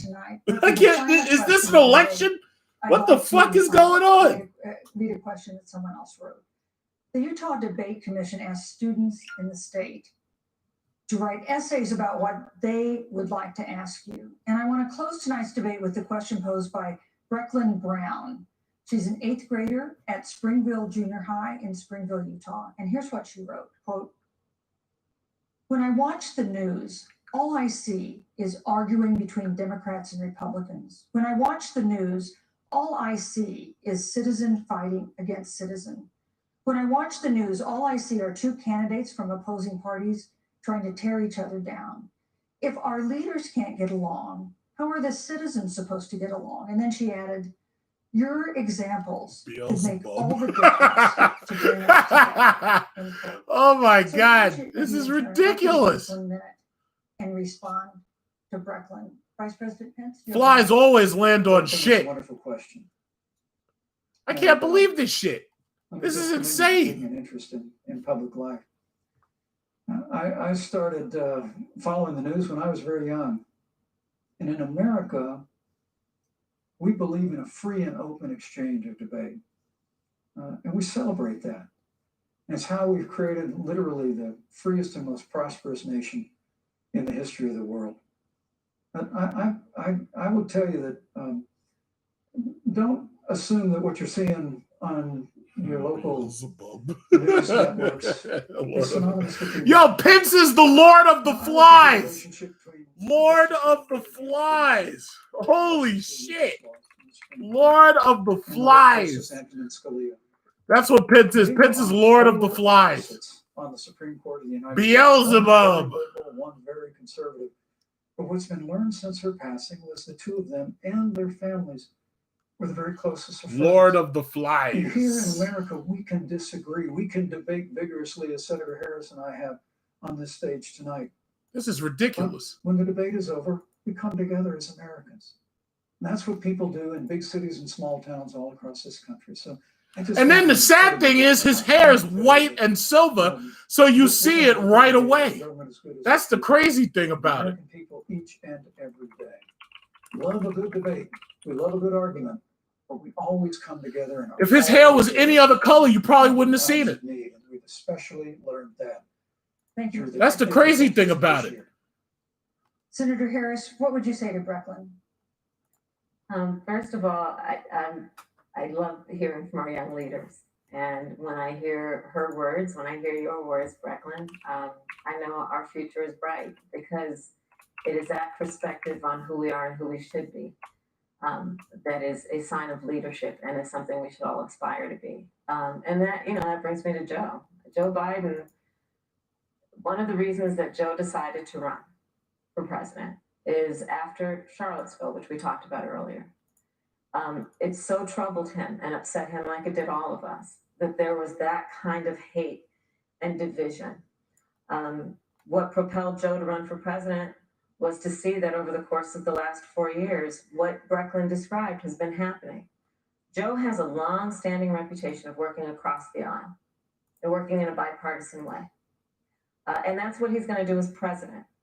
Joe Biden has a history of lifting people up and fighting for their dignity. I mean, you have to know Joe's story to know that Joe has known pain, he has known suffering, and he has known love. And so, Brecklin, when you think about the future, I do believe the future is bright. And it will be because of your leadership. And it will be because we fight for Boy, do I know my Bible. Through their vote. And we get engaged in this funny. election because you have the ability through your work and through eventually your vote Thank you, to Senator Harris. determine the future of our country and what its leadership looks like. Thank you, Senator Harris. Thank you, Vice President Pence. Thank you so much for being with us tonight. We want to thank also the University of Utah for its hospitality, and most of all, our thanks to all the Americans who watched this debate tonight. Again, our best wishes for a quick recovery to President Trump, the First Lady, and everyone Oh who my is battling God. COVID-19. Well, guys, I'm The about to second do the presidential Discord debate is so we next can week on debrief. October 15th. We can have a Town hall debriefing. debate in Miami.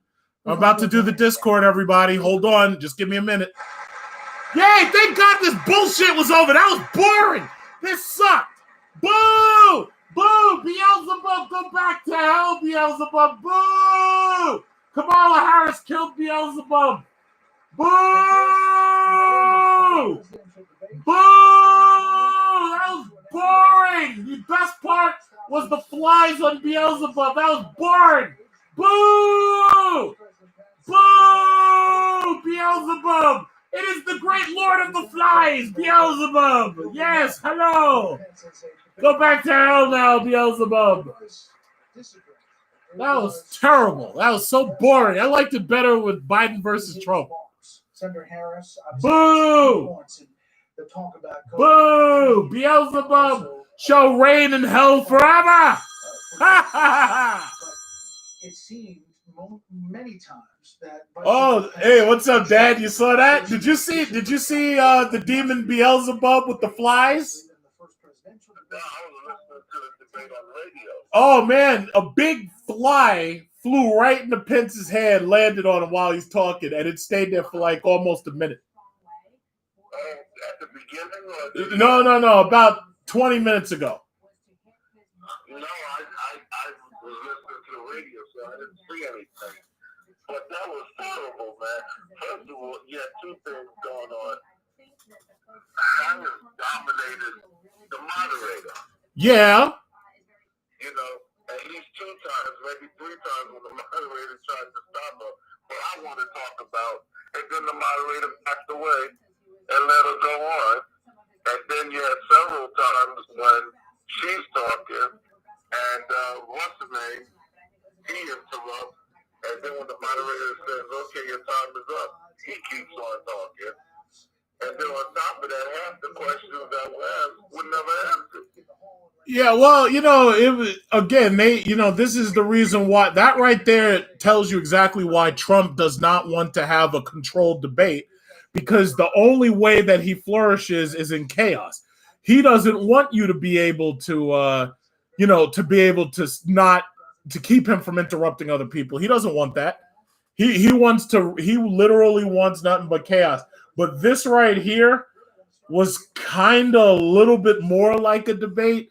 But the thing about it is, it was like they both said exactly what you already know what they're gonna say. That's the downside.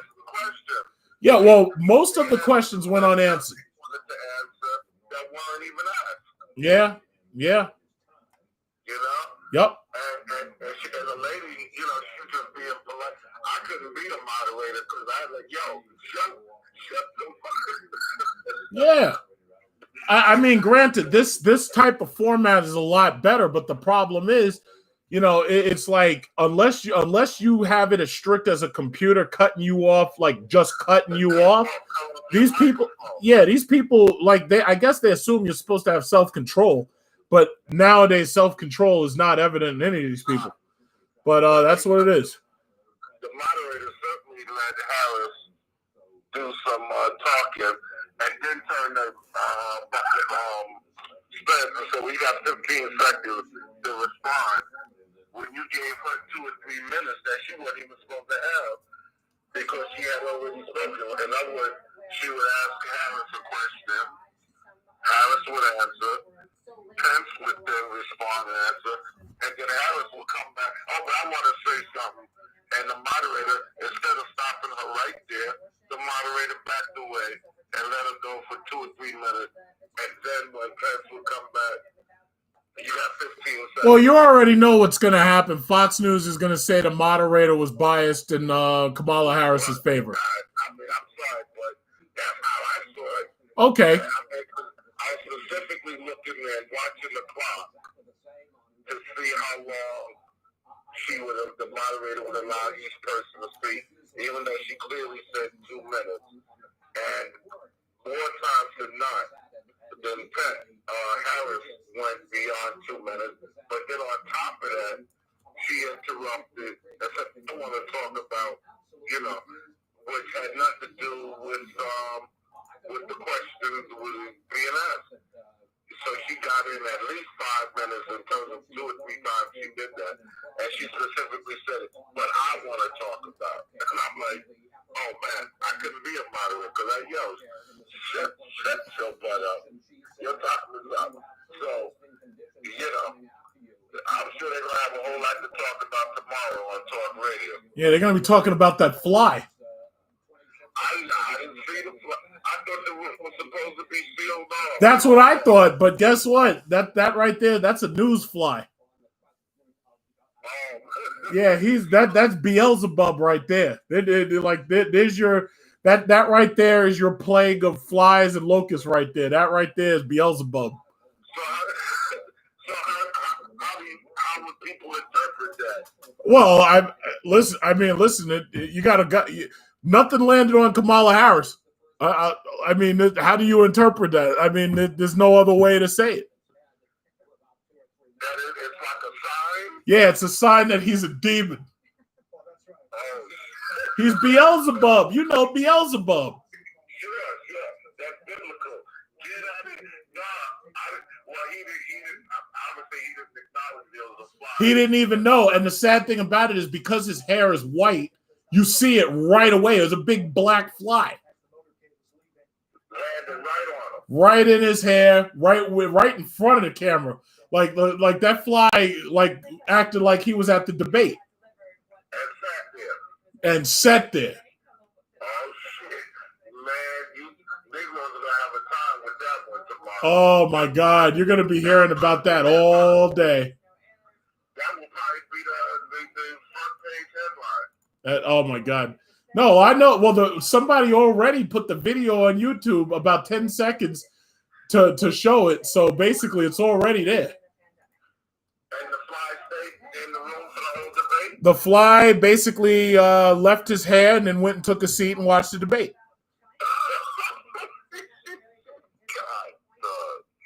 Oh man, this thing it's like a soap opera. So This is insanity at this. This is literally insanity at this point.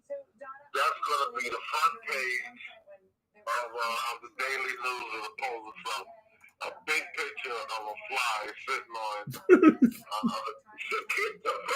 No, I mean this is just insane. Oh God.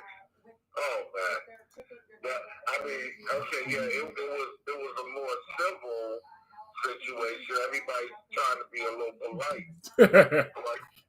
But clearly the moderator was leaning left in terms of allowing Harris to do. One question was asked of her, and all she did was recite her biography. You know, I did this and I did that as a prosecutor. That wasn't even a question. Yep. I forgot what the question was, but she never answered the question. She spent the whole time rattling off her record, you know. And then he responded by reminding her of all the black folk and Hispanic folk she locked up and whatnot. But no, I didn't see this fly, man. Oh man. A big fly. Oh man. Well, people gonna be talking about that tomorrow. Oh yes. Yeah, because I you know, there's channel what's that, WABC, which is strictly right wing. So I listen to them every morning to hear what craziness they're talking. You know, and boy, they will have a time tomorrow talking about the moderator. Oh no, well yeah, well you already know how that's gonna go. So she was clearly in yeah. But for the most part, not one of them asked the question. All they did was give answers that they had already determined to speak, but were not even asked the question. It was said, this is what I'm going to say when she brings something up, and I'm not going to, they just blew right past it. Because 2 minutes, I mean, let's face it, 2 minutes is not a whole lot of time unless you're totally focused and it's not clear about your answer. But if you're not, then you just filibuster until the moderator says, okay, your time is up, and you go on to something else. And basically there was a lot of fluff and filibuster for that hour and a half. So it's like, oh man. But like you said, you know, they responded the way everybody knew they would. Yeah, it was exactly it. So that's the problem. When you control it, that's exactly what you get. You get exactly what you've been hearing for the last couple of years. It's the exact same thing. You know, are you going to pack the Supreme Court? You know, and then she went on to talk about 1984. Well, the thing about it is that's not a question for her. That's a question for Biden because the president does that. Vice president don't do that. That's not that shouldn't be a question aimed at her. That should be a question Trump asked Biden. Yeah, well, now in past debates, they allowed the candidates to direct questions just right to each other, you know. Pence jumped in and said, well, ask her if she was going to select the Supreme Court, you know. And, you know, and she gave some answer about Abraham Lincoln and what he had a chance to do and didn't do. And let's talk about history. I was sitting there like, oh, damn. I said, so that's how you learn how to debate. By not you talk, but you don't give an answer. What you call a non-answer and whatnot. And they did a good job of that tonight. But the talk is going to be about the fly. Oh, yeah. That was the only thing exciting. It was good. The rest was pretty boring. So somebody looks at, well, the fly is announcing the winner or announcing the loser. Whoever's hit the fly lands on it. Exactly. Lord, all right. Well, I did hear it. I didn't see it. What's going on otherwise? No, otherwise everything's doing just fine.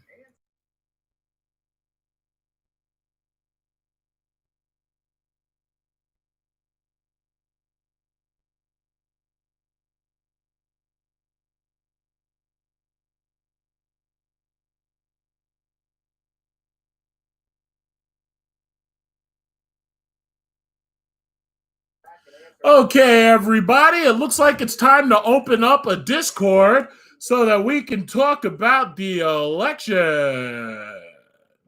So let me get that thing opened up. Let me figure out how to do this shit.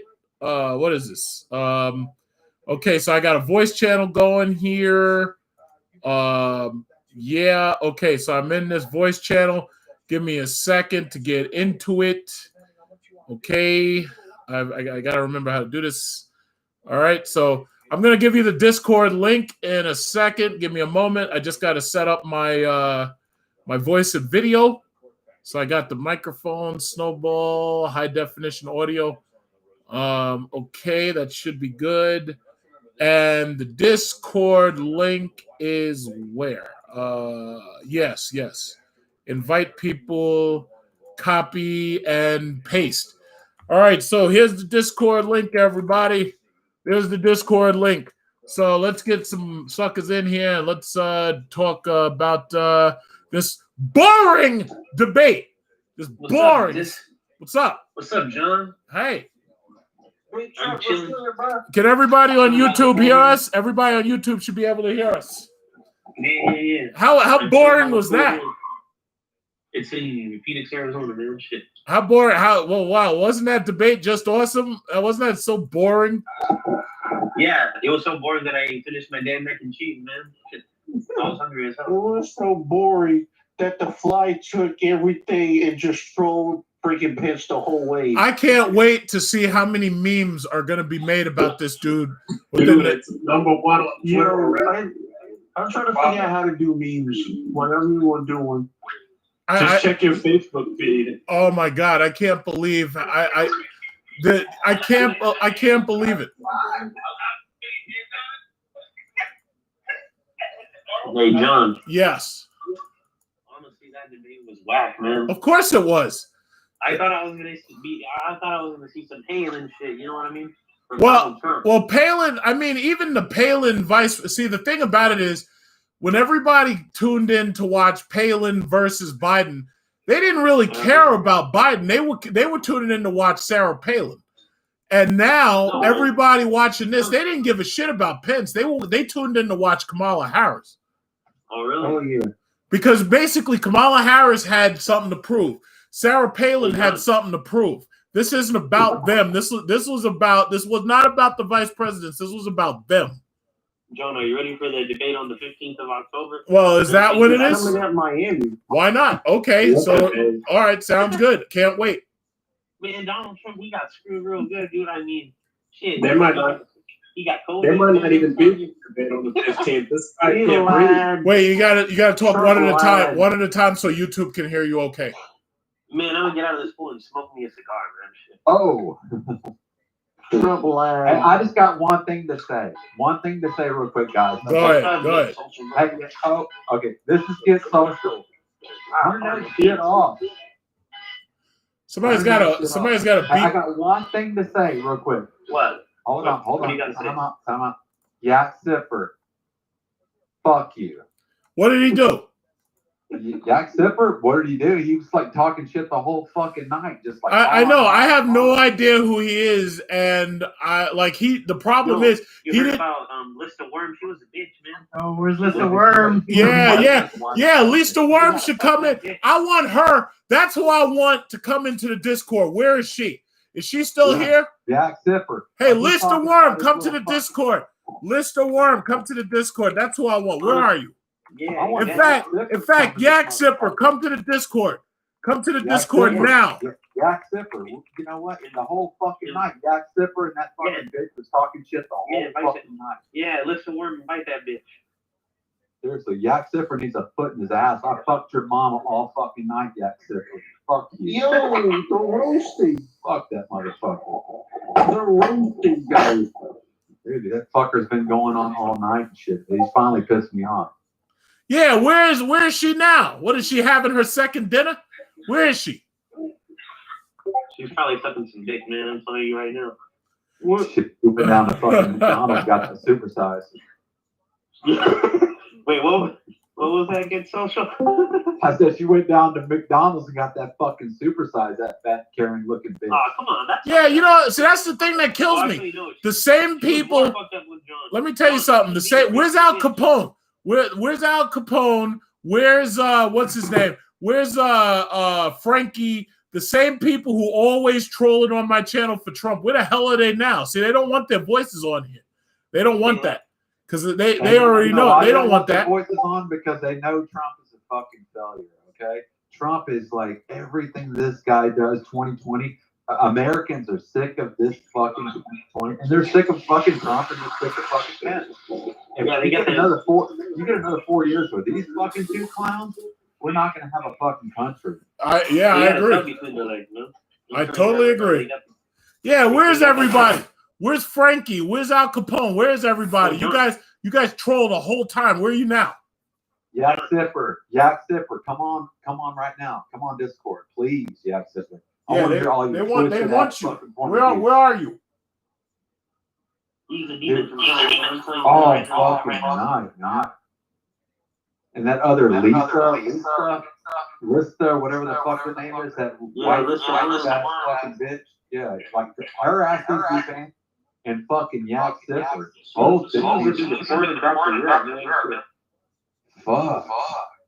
I'm like fucking 60% white. I'm embarrassed to be that fucking part of white. Like this bitch needs to be fucking banned.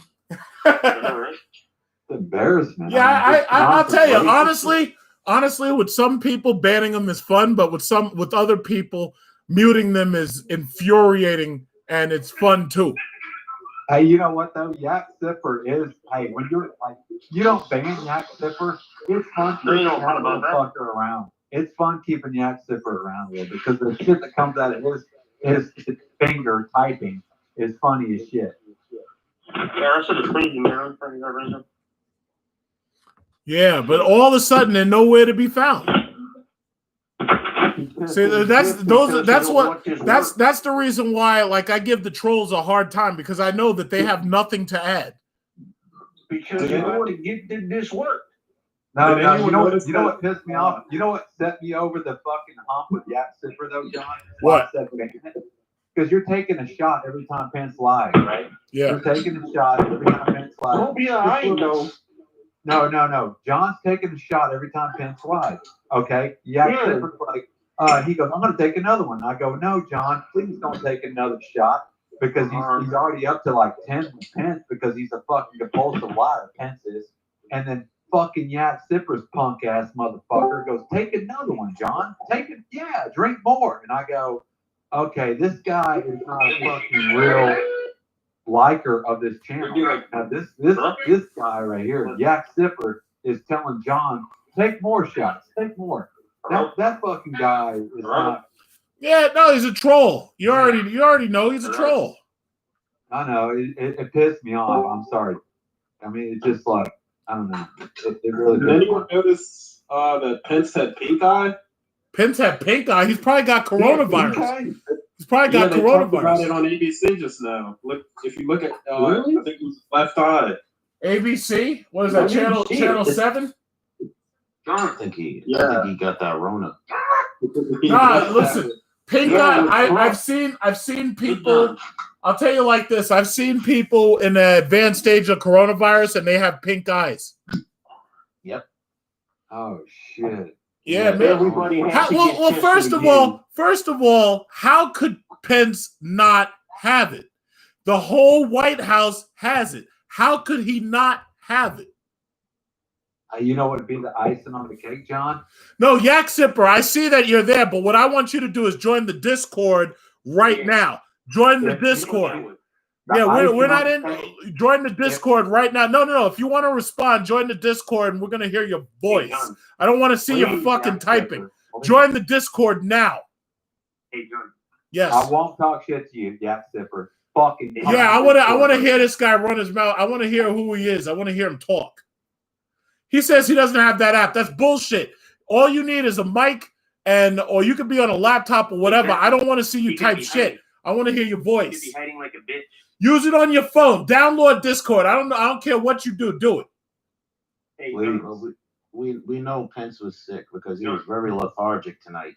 Yeah, but it was almost like he had to, pace himself with every single answer. Mike.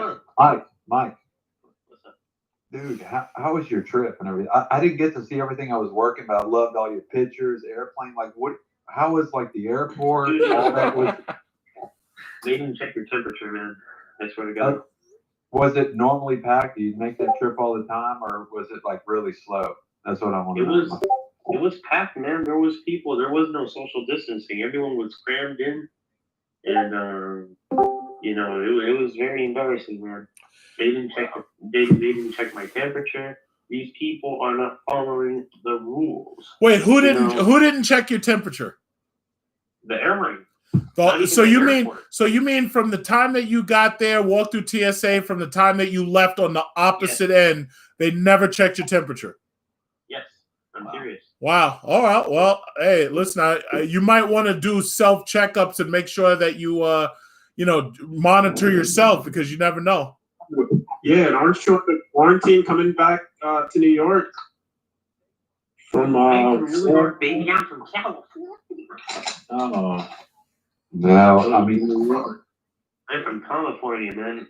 Yeah, honestly, since I've been here in Arizona, it's been very smooth.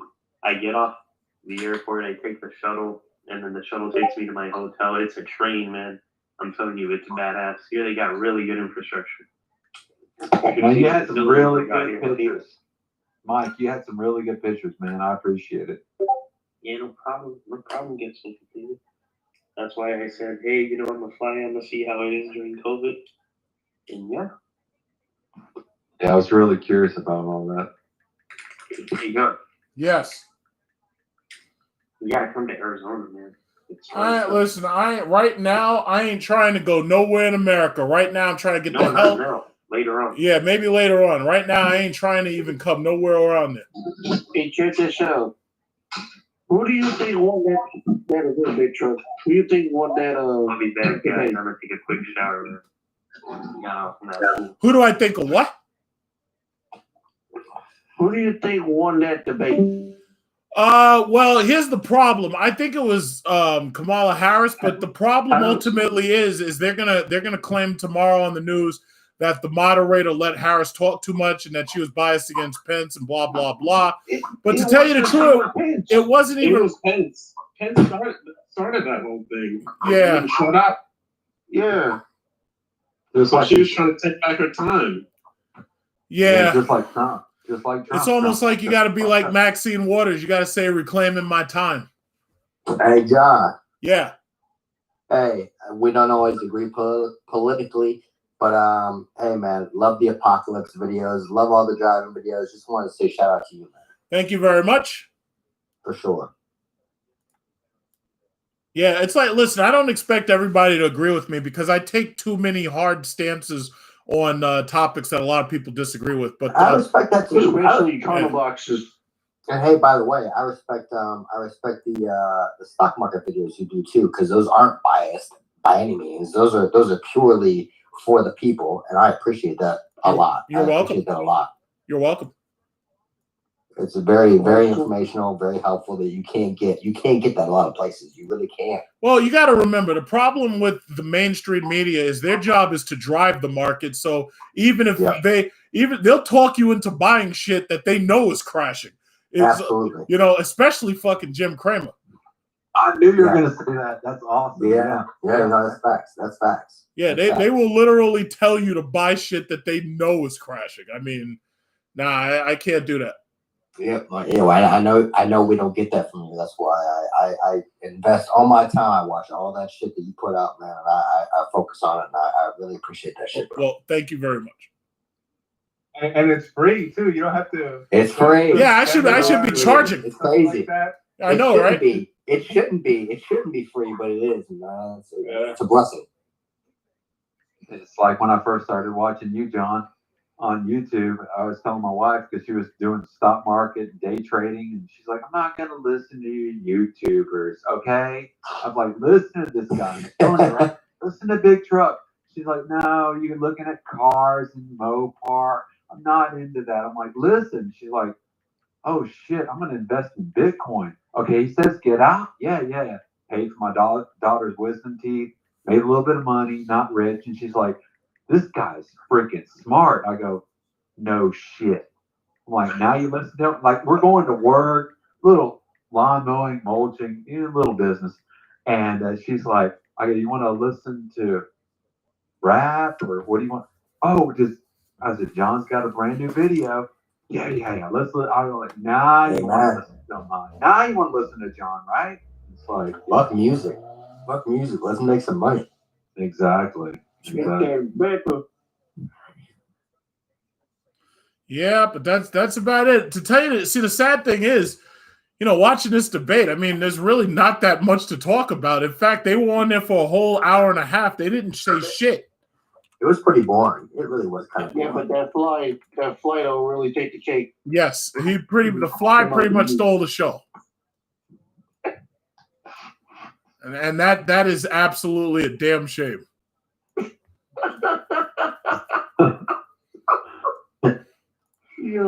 I swear to God, he might have the coronavirus. He's got flies going around. He's probably headed for the grave. That was fucked up. Yeah. I tell you, it just keeps getting more and more ridiculous. What do you think about Pence?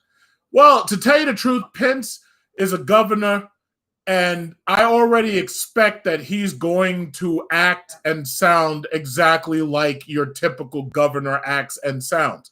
The reason why let me tell you something. If something happened to Trump and Pence had to be president, I would stop caring about politics because I already know Pence isn't crazy. And the reason why Trump's followers want Trump there is because Trump isn't like anybody else.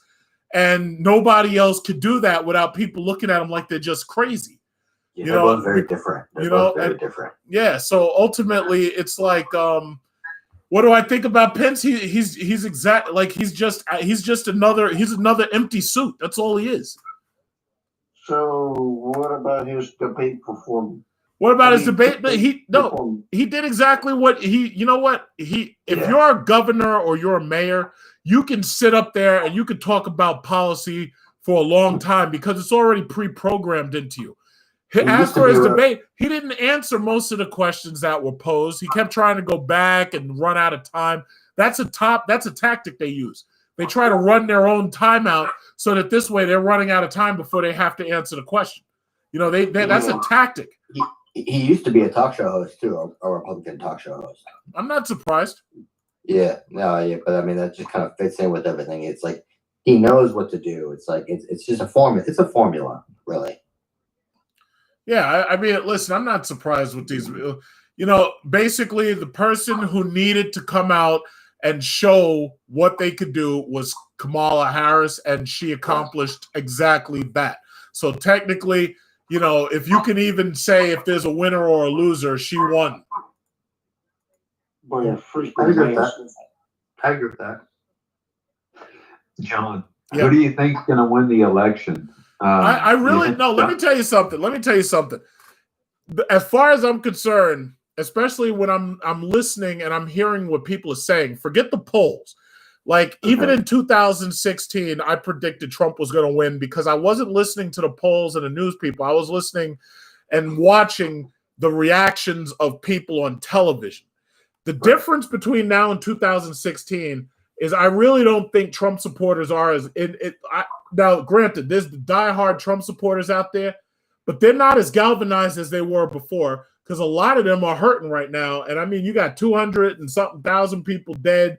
You got a lot of people sitting back with no money and waiting for the stimulus, and they see him acting a damn fool. The only Trump supporters who are galvanized are the ones that just hate the left so much that they think that they can just vote him back in and hurt them.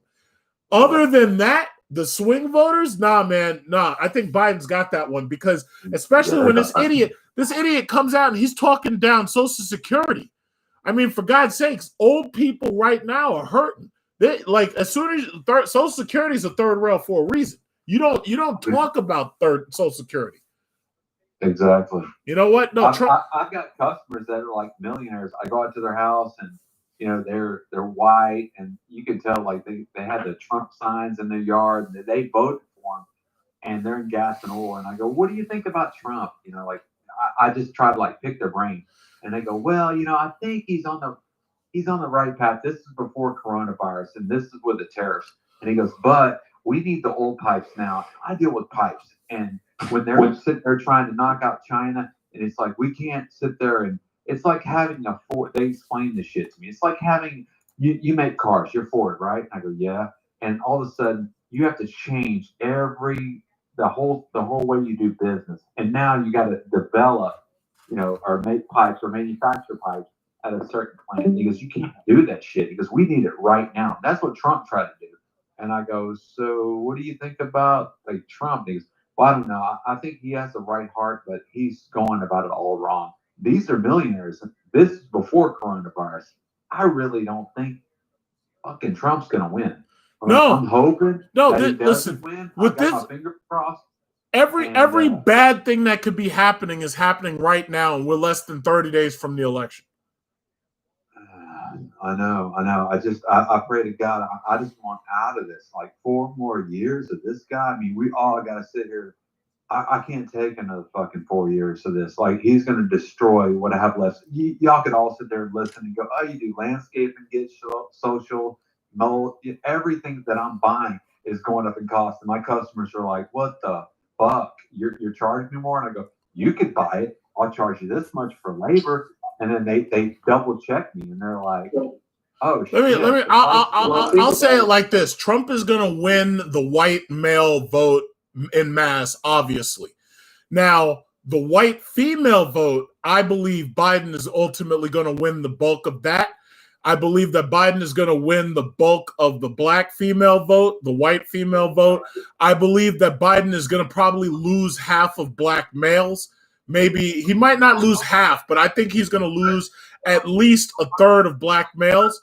As for the Hispanic vote, I believe Biden's going to win the Hispanic vote. I believe Biden's going to win the Asian American vote. I ultimately believe Biden's going to win. Well, think about it. I have a friend that's a huge Trump supporter, and the other day I was talking to him, and he's like, "Oh, I'm not the biggest Trump supporter." And I was just thinking, like, dude, you've been rooting for Trump this whole 4 years. All of a sudden, shit changed up. Where did that come from?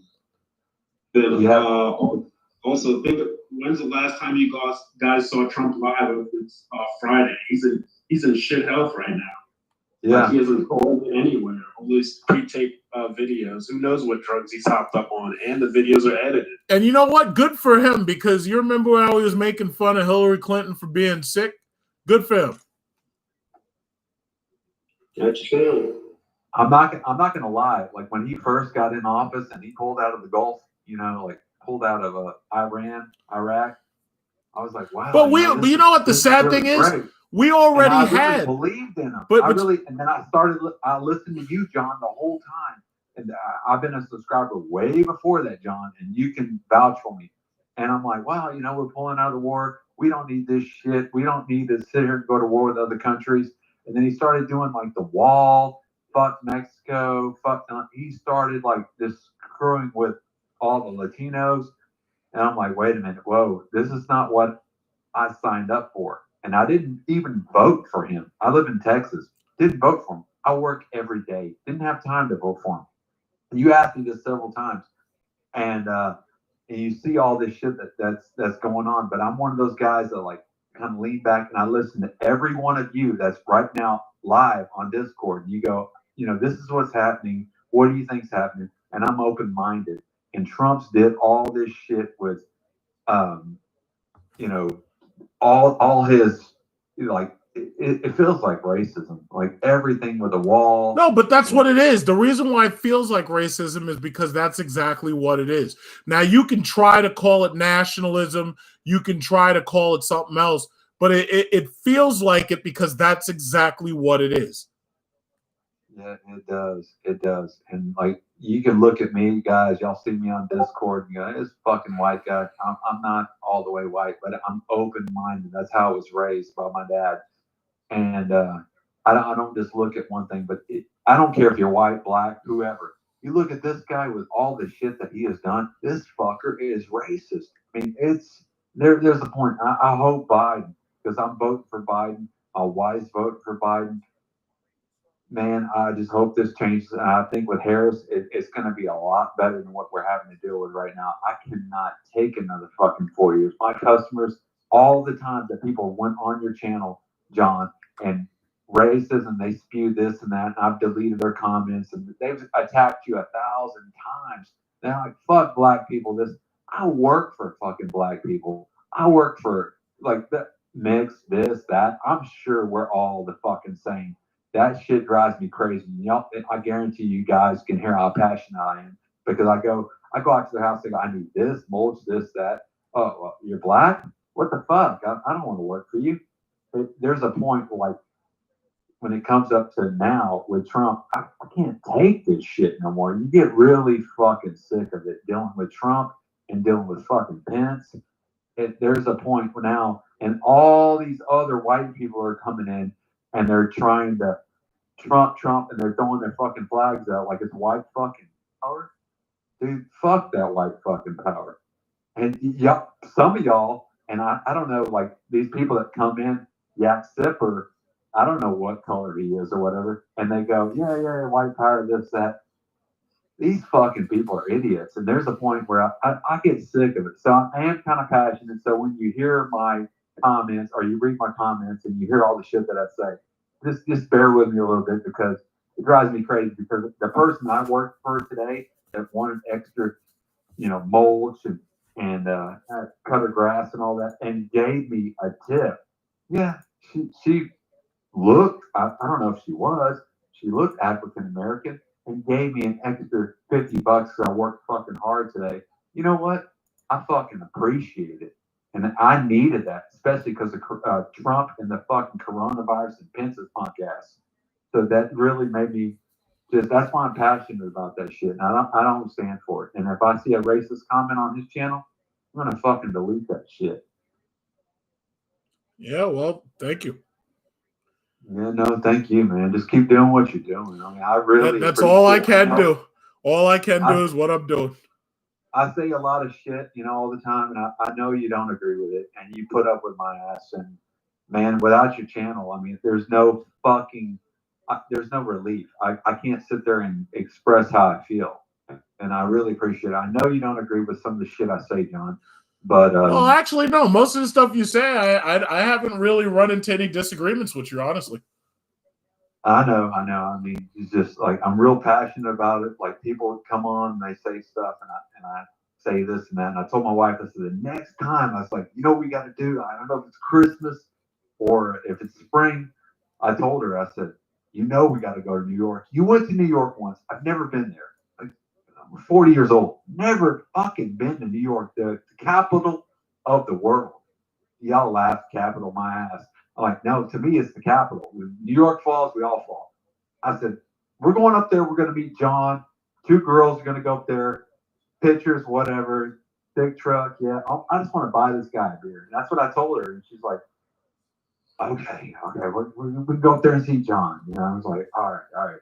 And, that's just how I feel. But, all y'all on Discord and supporting John, man, I really appreciate y'all. And I'm glad y'all appreciate me and y'all put up with my ass too. Everybody on Discord right now. Okay? Yep, we're good. We're good. But I'll tell you, see, the sad thing is, I wish I could be the moderator because I'd be asking them questions that people really want to hear the answer to. But the bottom line is, those are just the vice president. It's like the problem is, it's really the president, and at this point, the presidents are usually unlikely to be incapacitated. So the thing about it is, if you're a vice president, you basically are sitting there just in case of what's going to happen, which probably won't happen. So listen, they're trying to say that Biden's not going to make it through a full term. He might not, but Kamala Harris did what she needed to do. So I have to say she, you know what? She performed exactly like I expected her to perform. The woman's a prosecutor. She's no fool. She's a senator or a congressperson. She's no fool. You already know she's going to be smart. Well, before we get to that point, let's not get ahead of ourselves and assume that this dude is not naked, because the thing about this virus is you can be feeling good, and it's what it does to your immune system, it does a rope-a-dope. Makes you think you're winning. And the immune system, it expends all its energy. So there's a point where you start to feel like you're turning the corner, and all of a sudden it's like straight downhill. So I mean, you're right. Yeah. Hey, who's this talking right now? Who's this talking? That's Mr. Blacktop. Right? Okay. Yes, I want to definitely hear. Like, I did not know how this virus works all the way. Like, I know bits and pieces. Just keep speaking on that. Like, I want to know, Mr. Blacktop. Mr. Blacktop.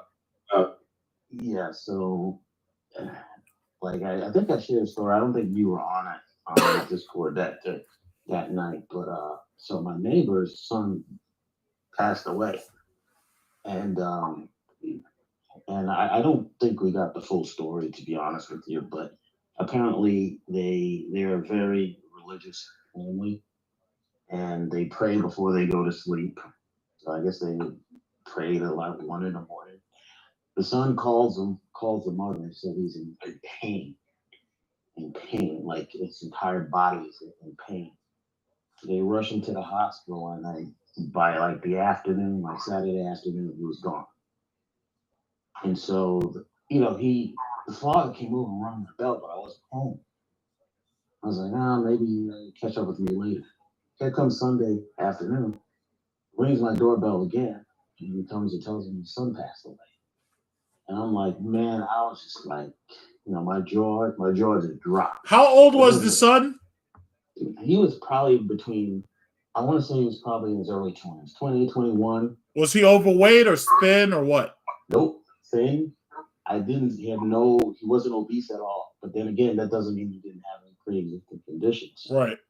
So, he said that they told him that his lungs filled up with fluid, and that, and I asked him, did they say it was, walking pneumonia?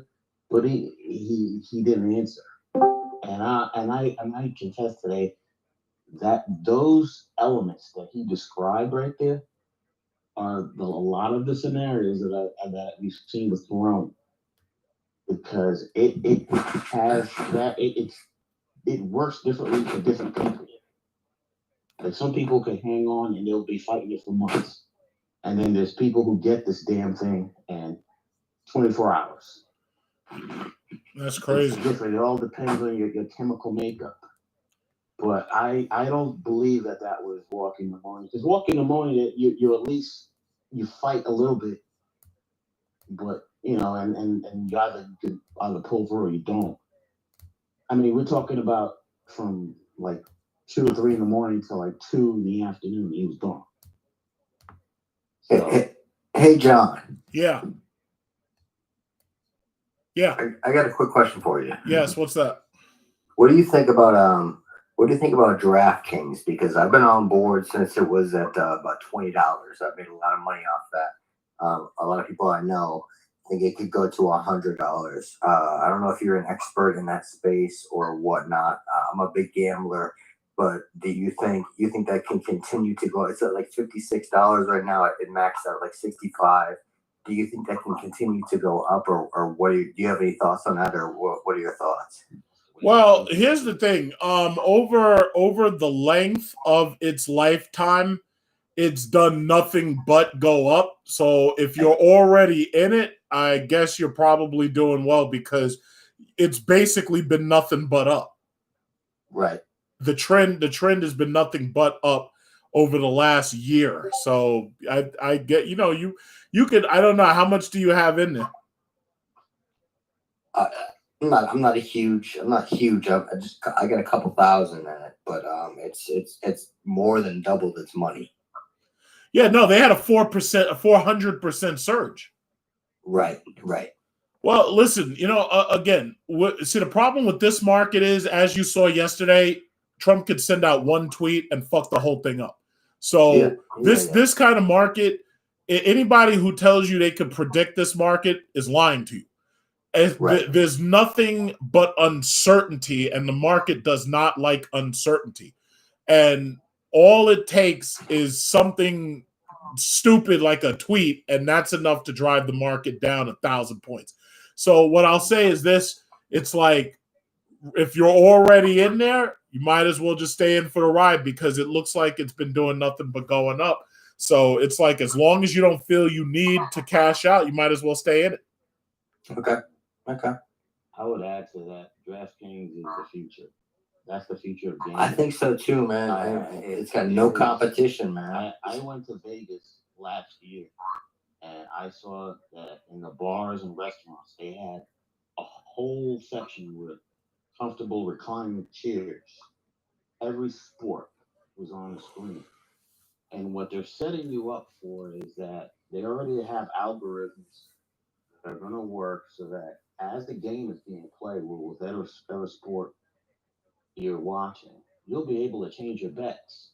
Oh yeah. As the team is playing, and as the one team scores or something happens, you can change your bets right there. Yep, live betting. Live betting. Yep. The algorithms are unbelievable. So they're going to make so much money doing that. And I mean, every betting service has that, right? Every betting service has like live betting and shit. But this is on another level. This is down steroids. Yeah. And let me also say something else.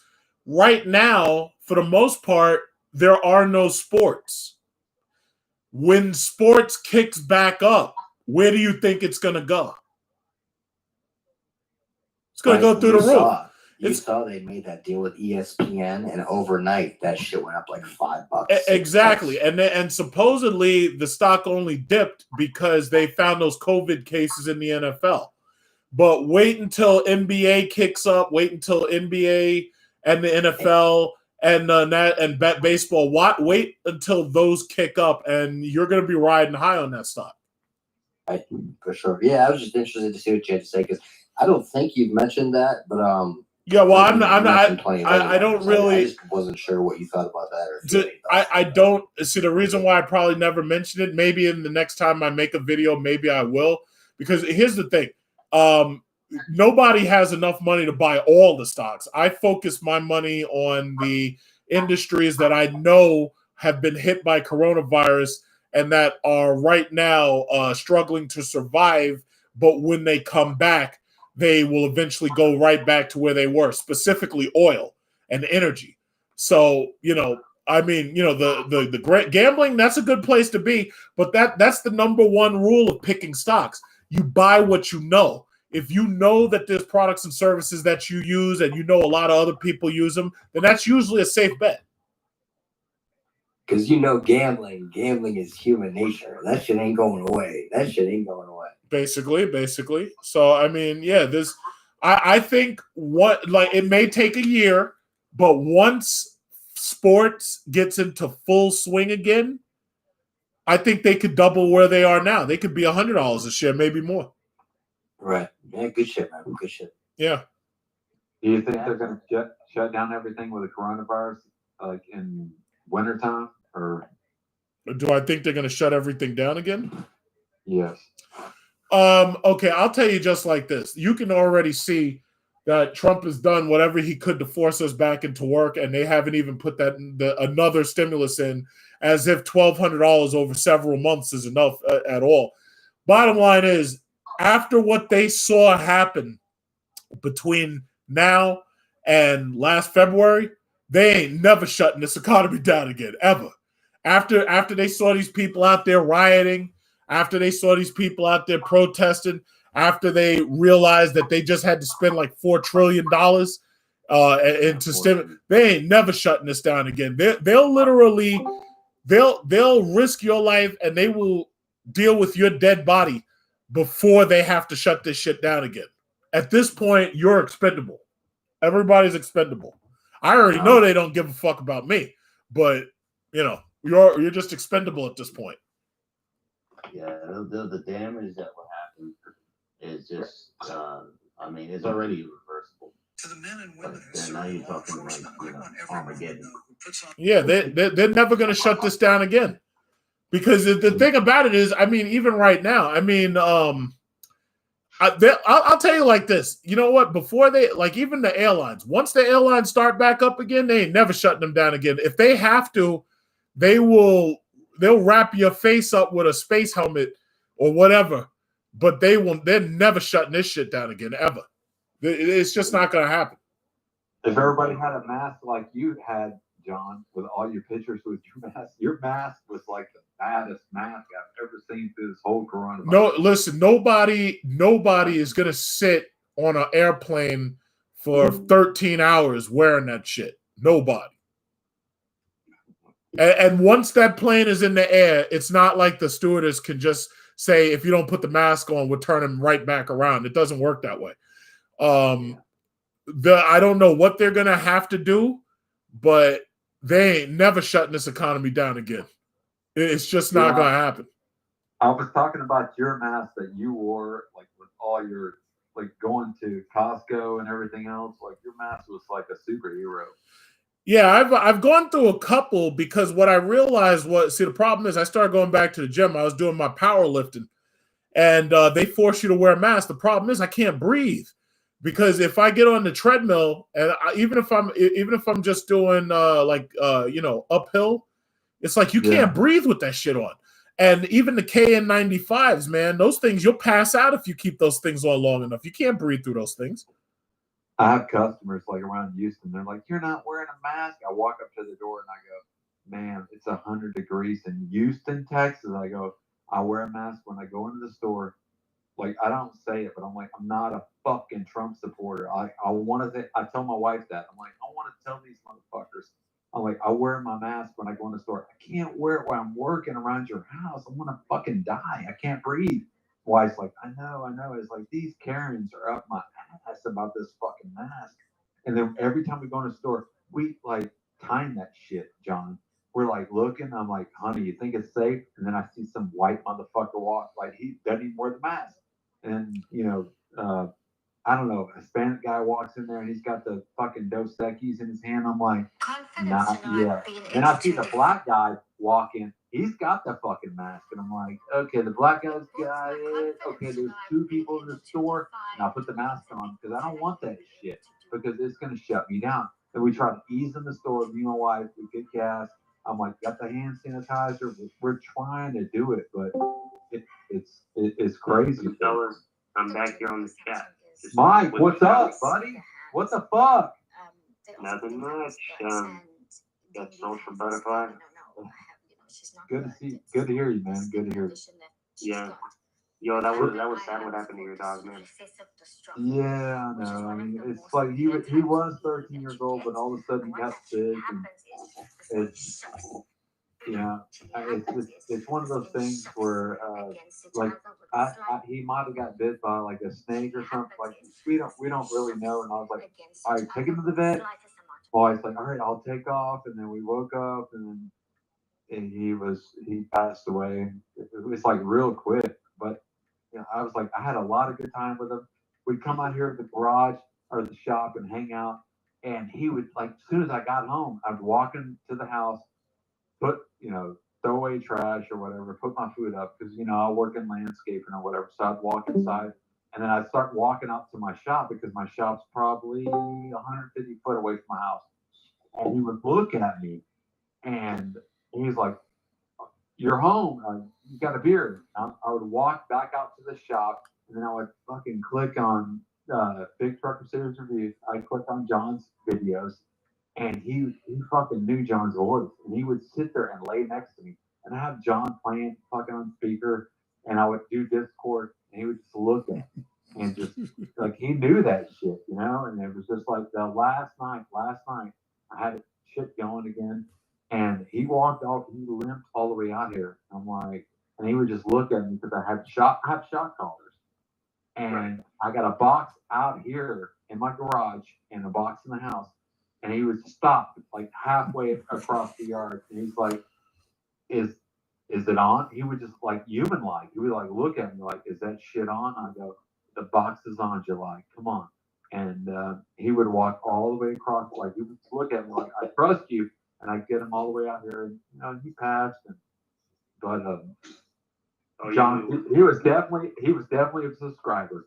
He loved all your stuff, and he hated fucking Trump, man. I'm telling you. Well, you know, see, here's the thing. It's like, you know, I don't hate Trump per se. Like, I don't even know him personally, but he's a terrible leader. He shouldn't be there. John was trolling the Trump supporters. I remember when he launched those videos in 2017, 2018. Yeah, I mean, I don't hate him. It's just that he's a horrible leader, and he shouldn't be there. He should not be in public life, you know? John, yeah. Here's my opinion. Personally, and I don't know if this might sound bad, but I feel like there is no good leader. We have leaders from the old era. We got old ass people. You know what I feel like, Mike? I feel like that he's a racist motherfucker that don't like black people. And I may appear fucking white and you may appear white too, but then if you sit there and you read into all the shit that's been going on and you listen to John's channel and anybody that's on Discord right now and anybody that's a subscriber, you're kind of like you listen, but you're open minded. I know you're open minded, Mike. Yeah, I'm open minded too because when Trump first got in there, I want to say this to you guys, all of you that John knows. I'm like, fucking Trump, yeah. And then I'm like, okay, we're getting out of Iraq, and yeah, fucking Trump's good. And my wife's like, Trump's good, yes. Fuck Hillary, yes. And then all George of a sudden, Bush was murdered. That you guy got should be tried with war crimes. I think we all wanted out of George Bush, exactly. And then it was like with Trump, we were looking for a way out. Like Obama was a fucking king, but I don't think we understood what we had. And I know, John, you don't like Obama that much. Okay, this proves like how not racist John is. John's like, well, I don't know about that. You know, he did this, and that. I'm not talking about that. I'm talking about everything that like.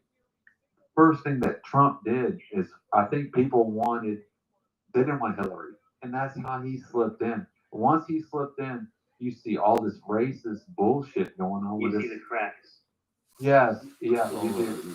That racism has been there for years, man. And the thing about it is he doesn't just not like black people. He doesn't like people of color. And the thing that nobody talks about is he does not like poor people. He has an inherent disdain for people who are poor. He hates poor people. Yeah, it took me and my wife this long to realize it, but the only person that really brought it through was John. John was just like, well, you know, Obama's not the best. And I was thinking that John was, Obama was the best, but then John was like, well, you got to look at this, but he was open-minded.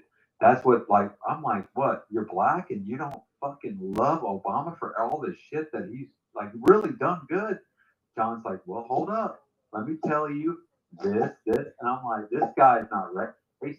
Let me listen to what John says. And then I listen to right wingers, left wingers, and then I make my own opinion, you know, after I listen to all of it, you know, like both sides. And then I go, you know what, this fucking guy's right. And I listen, like me and my wife listen to John on the way to work and everything. and we listen. I listen to RT. I don't listen to just Fox. I listen to CNN. I listen to all of them. But I'm telling you right now that there is something is not right with Trump. I'm telling you, this fucking guy is like there. It feels like there's like this ain't the old days. Like I don't think. Yeah. Were you a Trump supporter? Or in the beginning? Yes. Yeah. I was. I don't know if all y'all were or whatever. I was in the beginning, and then once I started seeing everything that he's done, and everything that he's done to black people, and then his supporters that have done that, yeah. I mean, it's not like black people or white people. It's fucking people of this country. You see what I'm saying? Mike? You got to understand his history. His history is it's racism from his parents, his father.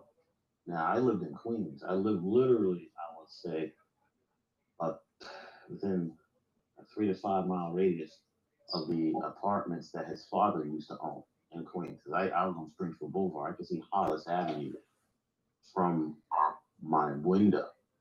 If you went down Hollis, you go right into it was Hollis, if I remember correctly, Holliswood.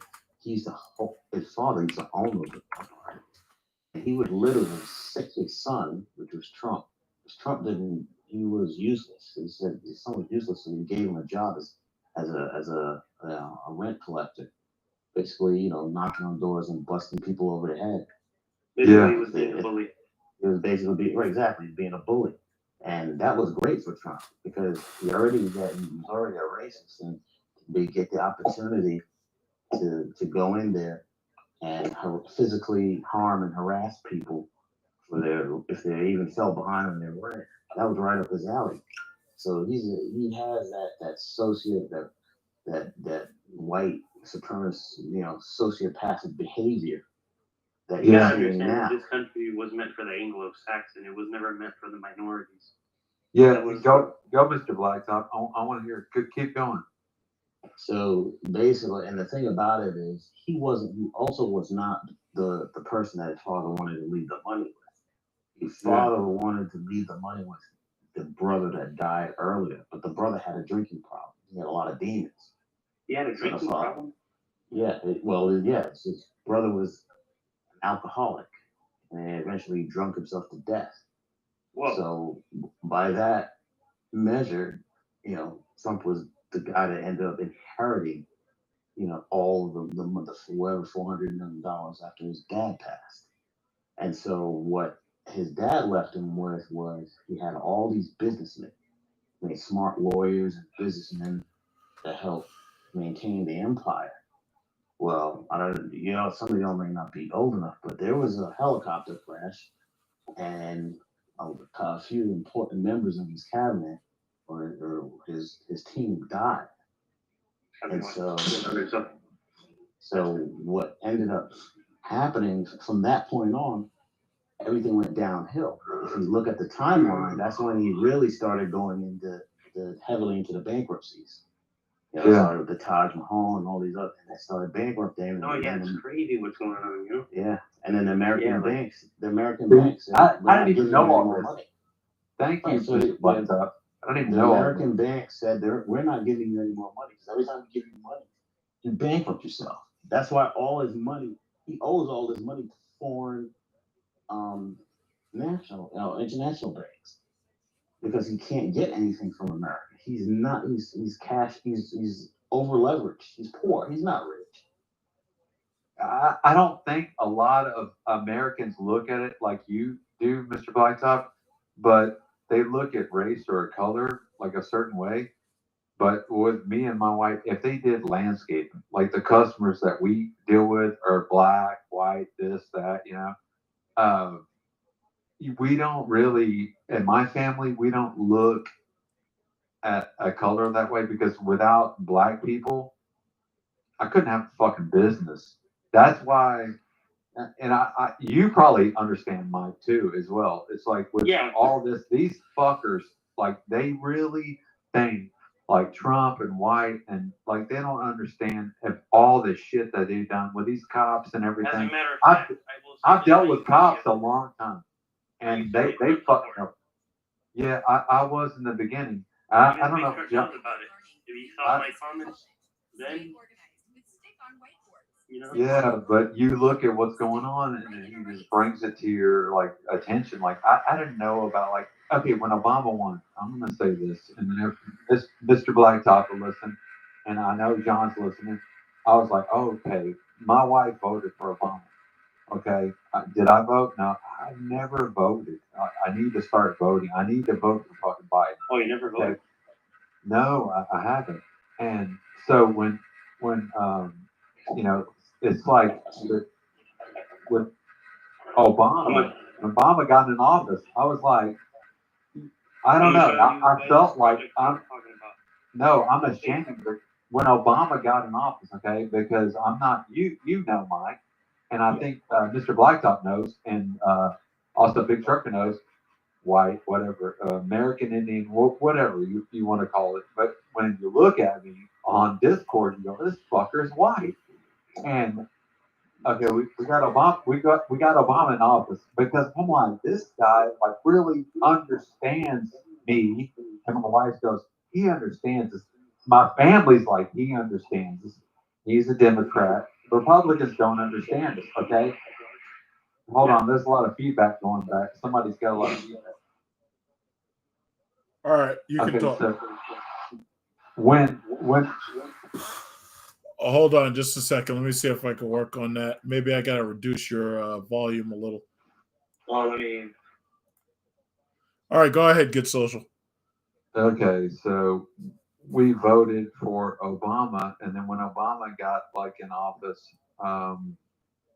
you know, it was just like perfect. Like everybody was, you know, there was a lot of people that didn't want him in office. You know what I mean, Mike? Yeah, there was about 56 million of them, I think. I think there was a ton of them that didn't want him in office, and it's just not what right. It was just like it felt like racism. And well, you got to understand where the country was at the point in time. A lot of people that our generation and generation before us had never experienced financial decline like that. Yeah, like now. Yeah, until now. But if you remember back in 2008, when September came, there were people that were going trying to get money out the banks. They had, you know, some people had above the 150,000 FDIC insurance coverage, and they came in there and the bank was like, "Oh, nope, we don't have it." And there were people collapsing in front of banks, needing an ambulance to carry them out because the system is just completely buckled. So when you think about where we were, I think Americans also voted for him because we just need somebody competent in there, somebody that they felt that was competent to at least get the ship back to where it was. But the thing about it is, you understand. Right now, I'm going to show you guys this project right now. Hold on, keep going, Mr. Blacktop, please. Yeah, if you understand how this country's constructed, yeah, they elected him, but it was like, we're electing you, but we're not going to let you do exactly what you want. You know, you're gonna have that leash on you. So, you know, even though he was elected, look what happened in 2010. He lost the Senate. So he had to wait. Well, I don't think he got the Senate back until about 2014. No, he never got the Senate back. Once he once he lost, well, it was a majority in 2014. Because he walked in there in 2008. They worked on Obamacare, and right after, what was it? I believe 2010 was when he lost the control. And once he lost the control, that was basically it was a mess after that. Yep. But I'll say this. I think Obamacare, they rushed it through. And that was the mistake that they made. Obamacare was never going to work in the form that they put it through. And I've It did work, but it was executed poorly, and it had a lot of. Here's the problem: there was no way to execute. First of all, the government has no right whatsoever to force you to buy anything. If they were gonna make some kind of new tax like Social Security, and they were gonna use that in order to fund healthcare, that would have been one thing. But they never would have gotten that through because nobody wanted that tax raise. Agree with that. I'll say this. I'll say this. The problem I'll also say was the financial crisis was not. How should I say? The financial crisis was not pronounced on Main Street enough to force people to demand healthcare. Where we are right now, we're getting there to that point where people are going to demand having healthcare paid for by higher taxes. But we just weren't there in 2008. Yes, Garrido. Well, I would caveat that though, because I can tell you that a lot of the bankruptcies that came through, and still a lot of bankruptcies were because of medical bills. So there were people who knew that we needed healthcare reform. Let me say real quick, this is this guy, eSplat12. eSplat12 is asking me right now, what do I think about defunding the police? I answered police need reform. He says that wasn't my question. I asked, what do you think about defunding them? So now I'm going to tell you, eSplat12. You see the Discord server that I'm in right now? What you're going to do is you're going to join it, and this is the link right here. And once you join it, then I can talk directly to you about it. So that's my answer to you. Join the Discord right now, and then I can talk directly to you and everybody else about it. No, you know what? Listen, it's another one of these guys that's talking, and they got all this text messaging and shit, and now he's up there saying, oh, well, I don't have fucking Discord. Well, guess what? You got a phone. You can download it on your Play system or whatever the hell you got. Yeah, I don't know. If I could get on this shit, download it. I don't want to hear that bullshit because that's what every single one of these people say. All of them are on my channel and they're typing shit to me, but they never ever come on and they never ever talk it. Hey, John. Yes. So I wanted to show this project to you. And now he's saying I got mad. First of all, kids, you've never seen me mad. Exactly. You've never seen ain't got the fucking John ball. put in the booty house. You've never seen. You have no idea what I look like mad. You have no idea. So basically, my hotel's right over there, and then right here, this is an all-in-one transit system. It's in Arizona? Yeah, in Phoenix. It's not really a big town. And so right here on the third floor, they got that airport shuttle, and then right here on the left, they got the light rail. Wow, that's pretty cool. It's like they got really good infrastructure here. That's nice, man. And they barely built it. You know what? That reminds me. Well, I'll tell you. Thus far, the best light rail system I've seen is in Dubai. That's the best one I've seen. The best. Let me show you this one. The best long range. The best. Well, no, I've been to Japan, but you know what's funny? Everybody talks big about Japan and how they have the bullet train network. But to tell you the truth, I wrote on it. It's nice. It's kept clean and this, that, and the other. But the real, let me tell you something. The real train is the Chinese maglev train between Pudong and Puchi. That shit does 200. That thing does like 250 miles an hour, and it's only like $20 to ride it. Look how pristine this infrastructure is. Oh yeah, I'm pretty sure they keep it clean. I'm pretty sure about that. It looks good. Let me show you. I'm gonna show you guys. Give you a little detour. As far as I know, Phoenix, Arizona is in pretty decent shape. It's developed, and this is still growing. This is brand new, mind you. Everything's brand new there. They built this in 2018. Yeah, okay. Everything's basically new there. They don't have like a shit ton of people to deal with. See, you know what it is? They got a lot of people who are leaving California and coming that way. That's what it is. Look at this. See, they got light rail, that's nice. Light rail, and then Phoenix Sky Harbor Airport. They take it to the terminals. Yeah, so they're trying to make the train terminals look like the airport terminals. It looks good. Yeah, it kind of looks like the ones that they have. Well, not exactly the ones that they got in China, but it looks pretty modern. It's not. They're not that fast, but you know. And right now it's pretty lonely.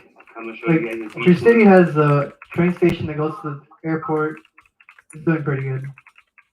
Look at this. They got insulation since it's very warm out here.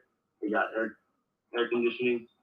I bet it gets like 120 or 118 around there. Well, they had to do that because even when I was in Dubai, that was the amazing thing to me was that they had air conditioning everywhere.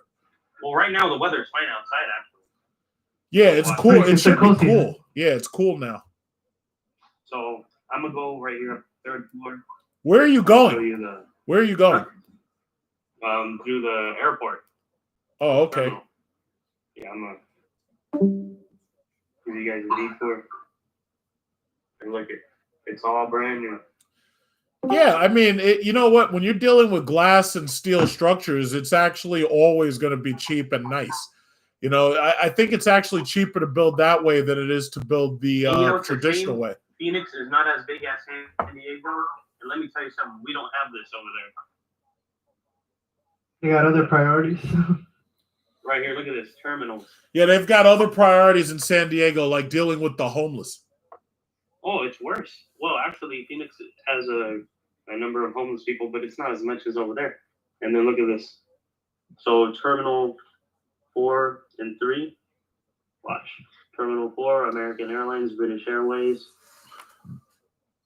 Why is it your video feed keeps going between like a garden area or something and me? Yeah, I don't know. It's almost like there's two competing feeds or something. I think that's Get Social. I don't know. Oh, that's Get Social. Yeah.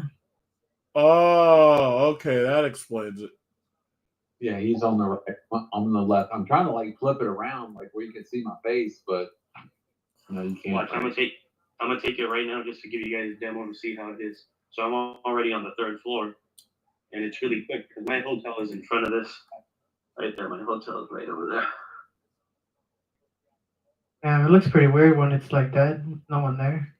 No, there's no one here, man. It's like I don't think you can flip it around during voice, can you? Flip the Oh, you know what I'm able to do? I think I can actually do a screen share to YouTube, so this way they see what you're talking about. Yeah. The thing that I'm showing you guys. Yeah, I think they can. You can see his face and everything. Like the only thing I can like record is frontwards. I can't flip the camera around. Train, arriving in 4 minutes. Look, that says right there.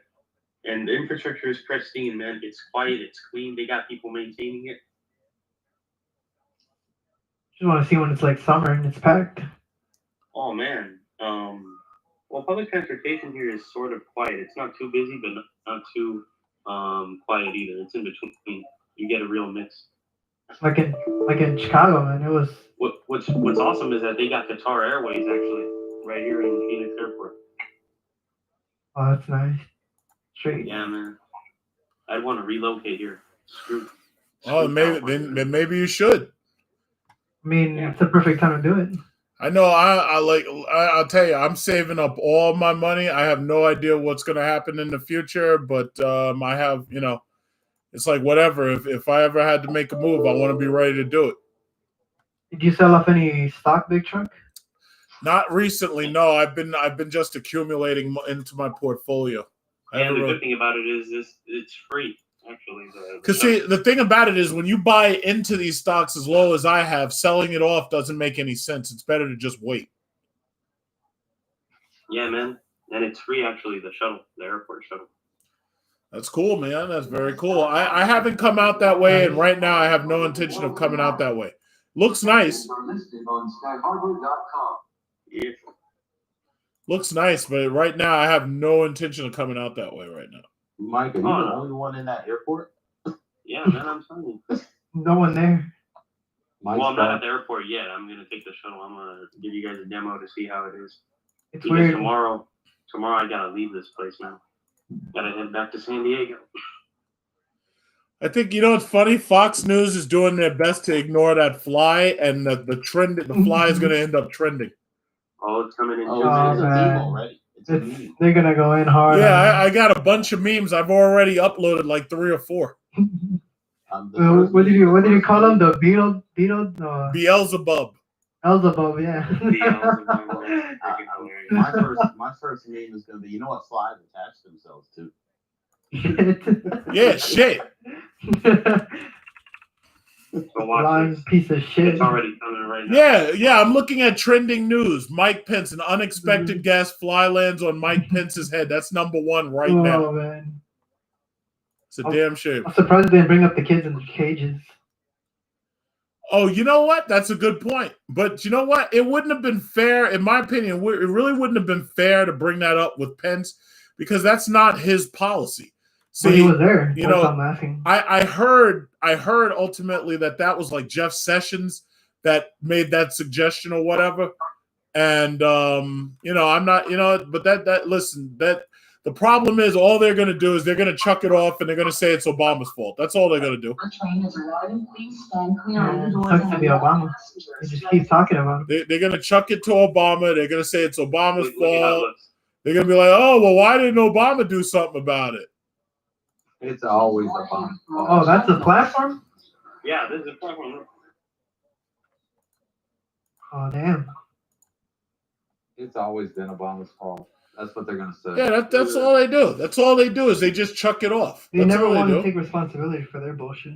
Yeah, like for instance, if you know that it's happening, what are you doing to stop it? Like, look how it looks from the outside, man. It looks nice. Yeah, man. Those trains are real nice, damn. Yeah, I mean, it's a real shuttle, not that bullshit little bus that they have outside. Those buses. This is some real shit right here. And it gets you there real quick. Watch. Shit. And then I'm gonna show you guys the light rail that they got here. This is just the airport shuttle. So I left my hotel in less than a minute. I don't know if you ever can just get to go to Japan, get on the bullet train, or go to what Big Trick says. I took the train in Japan. The train that was in Japan, I took it from Narita Airport to Shinjuku. And it was really nice. I mean, it was nice and clean. It was nice and everything.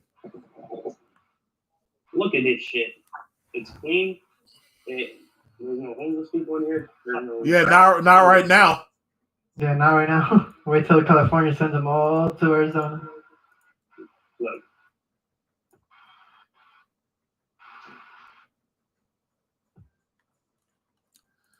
California's got a truckload of them coming to you. Yeah, man. I'm telling you. That's the sad part. And watch, I'm going to show you guys Qatar Airways that they got here. They got Qatar Airways. Qatar? Damn. Yeah. Yeah. So look how long it is right now. So we've got 30 days left. So I wonder what's going to happen next. Holy shit. We got less than 30 days. I think it's like 26 days or 27 days. So I wonder what happens next. Well, we got hurricanes, we got disease, we got. Yeah, they better hope that those hurricanes don't create any disasters because we already know this administration don't know how to handle it. Like you said, he's Moses. No, Lion Boy, you shouldn't hold them forever. You should only sell them when it makes sense for you to sell them, like if you really want the money. Look at this shit. Oh, snap. Like when the Prince of Egypt, all these disasters. Yeah, no, this is God's plagues, man. Look how lonely it is, man. I'm like the only one here. Yeah, I think I'm gonna watch that movie later. Yeah, repent. Man, but if Trump's son dies, I'm gonna start freaking out. Well, you gotta remember, Barron isn't Trump's firstborn. Oh, Trump Jr., right? Yeah, it's one of them. It's either Eric or whatever. Barron is too young. In fact, wait, Trump's first child is who's Trump's oldest child? I think Wait, who is the oldest Trump child? I think it's Ivanka. Is it Don Jr.? Is it? No, I think it's Or is it Ivanka. Ivanka? Yeah. Oh shit! They said his son. Well, is she? What's happening with her?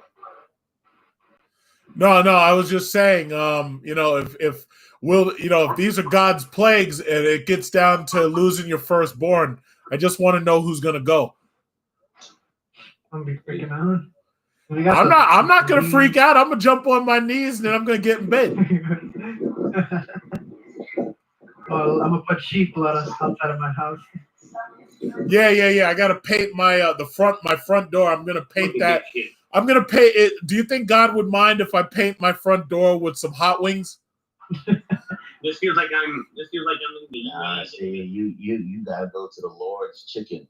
The Lord's Chicken, not that Chick-fil-A garbage. Oh man, I don't want nothing from them. I'm gonna get some Popeyes. I'm gonna get a Popeyes chicken sandwich. Popeyes tastes better, but it's still not the Lord's Chicken. The Lord's Chicken, right? I don't get it. Why is like everyone in California a bunch of narcissists a lot of the time? Well, because they live in California. They think it's like the best place in the world, but I'm like, how is it the best when like you can get your shit robbed? You got to understand, I live in New York City, and most New Yorkers think California is better. I got robbed in California. I've never been robbed anywhere else. California is not better, man. They like the smell of garbage and well, that's the new California. I'm talking about Hollywood. Oh man. I repeat. Oh, there's a lot of drugs in Hollywood. There's a lot of drugs. There's cocaine. There's a bunch of narcissists up there too. Hollywood's dirty as hell, man. If you go, I walked down Hollywood Boulevard when I had to walk the same. I was like, man, these homeless people is dirty and shit. I'm just like, they try to make it seem like it's I went to like it's him. I went to not like in the middle of California, but to Rosemead, California. Even there's a bunch of homeless. Look at this shit. So look how fast I just got here. Oh my god. Look at this. 5 minutes. Yeah. I'm already at the airport. Cool. Look how fast I got here. And then because tomorrow I gotta come here back anyway.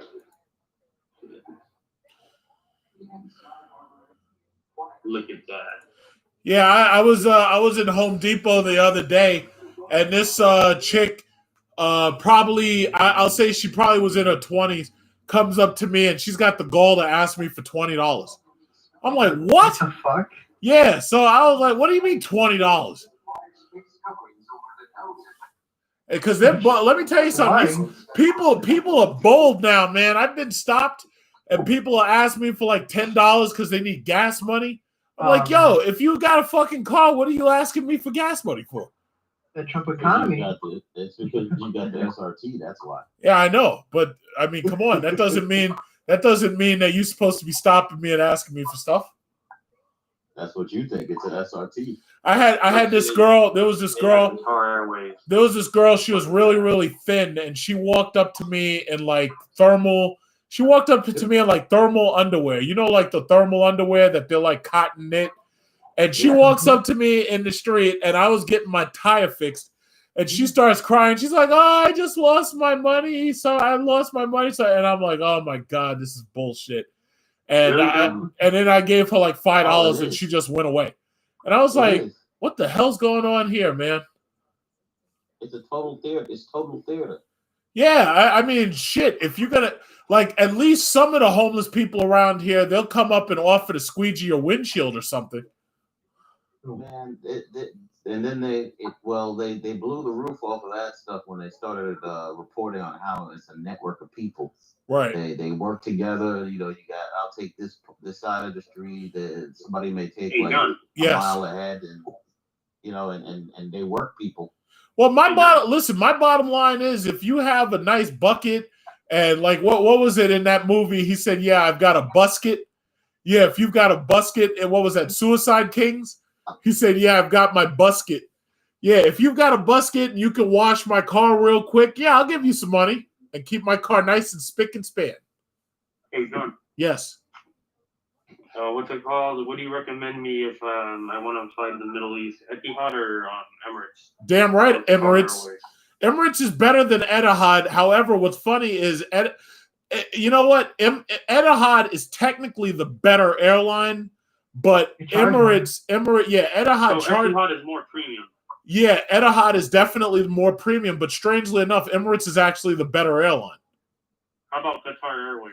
Qatar is below both Emirates and Etihad, but Qatar is, I mean, you know, it's just not as good. When you want to go to the Middle East and you're flying in style, you got to go either Emirates or Etihad, and you're flying to not Abu Dhabi. You're flying to DXB. You're flying to Dubai, and from Dubai, you get a connection. Now, if you're doing a direct flight, well, then, you know, it's whatever. I love Emirates. Look at this, 2 minutes coming right here, and I just barely got here, man. I'm getting back. I was just showing you guys a little demo. I'm already at the airport. They even got the airlines listed over there. Yeah, I see these guys on Fox News that Kamala believes that America is systematically racist. So, like, what are you trying to say? No, it's not, or what? I don't understand. It's like, you know damn well it is. You wouldn't even have to bring it up otherwise. Otherwise, you just call her a liar and keep moving. Exactly, John. You tell them. Yeah, these people. I'm so sick and tired of Fox News, man. Yeah, me too. I tell you, once Trump is out of there, yeah, Fox. I mean, yeah, granted, they're gonna go hard on whoever's left, but the thing about it is, once Trump is gone, Fox News, man, they're gonna have a lot of angry constituents. They're gonna be, oh, you should have done more. You know, same thing. Like I'll tell you, it's actually worth listening to right-wing talk after they lose, like they're about to lose, because it's just like after Obama first won, and then after he won and beat Romney, it was like, man, all of a sudden that now they had something to say. Look at this, coming in 1 minute already. It's already gonna come in. I'm heading back. I've hit 3 hours on the YouTube live stream, so I am going to sign that out because there's like 47 people left, down from 100. I'm pretty sure some people may watch this later. But the only downside is without OBS running, they can't see what you're showing us, and they haven't dealt with this live stream system. Yeah, they haven't built this system in a way where we can show. You can see it, right? So everybody who joined the YouTube live stream, thanks a lot for joining the YouTube live stream. I hope you had a good time. I hope you enjoyed watching Beelzebub. I'm not going to shut the Discord off. I'll leave the Discord on if you want to use it. But everybody on YouTube, thanks a lot for coming in. And I'm going to shut it down. And everybody have a good night. We'll be back with the next debate or the next major President Trump national incident. All right, so everybody, you guys have a good night. It's 12:06. Good. You guys have a good night. All right. Now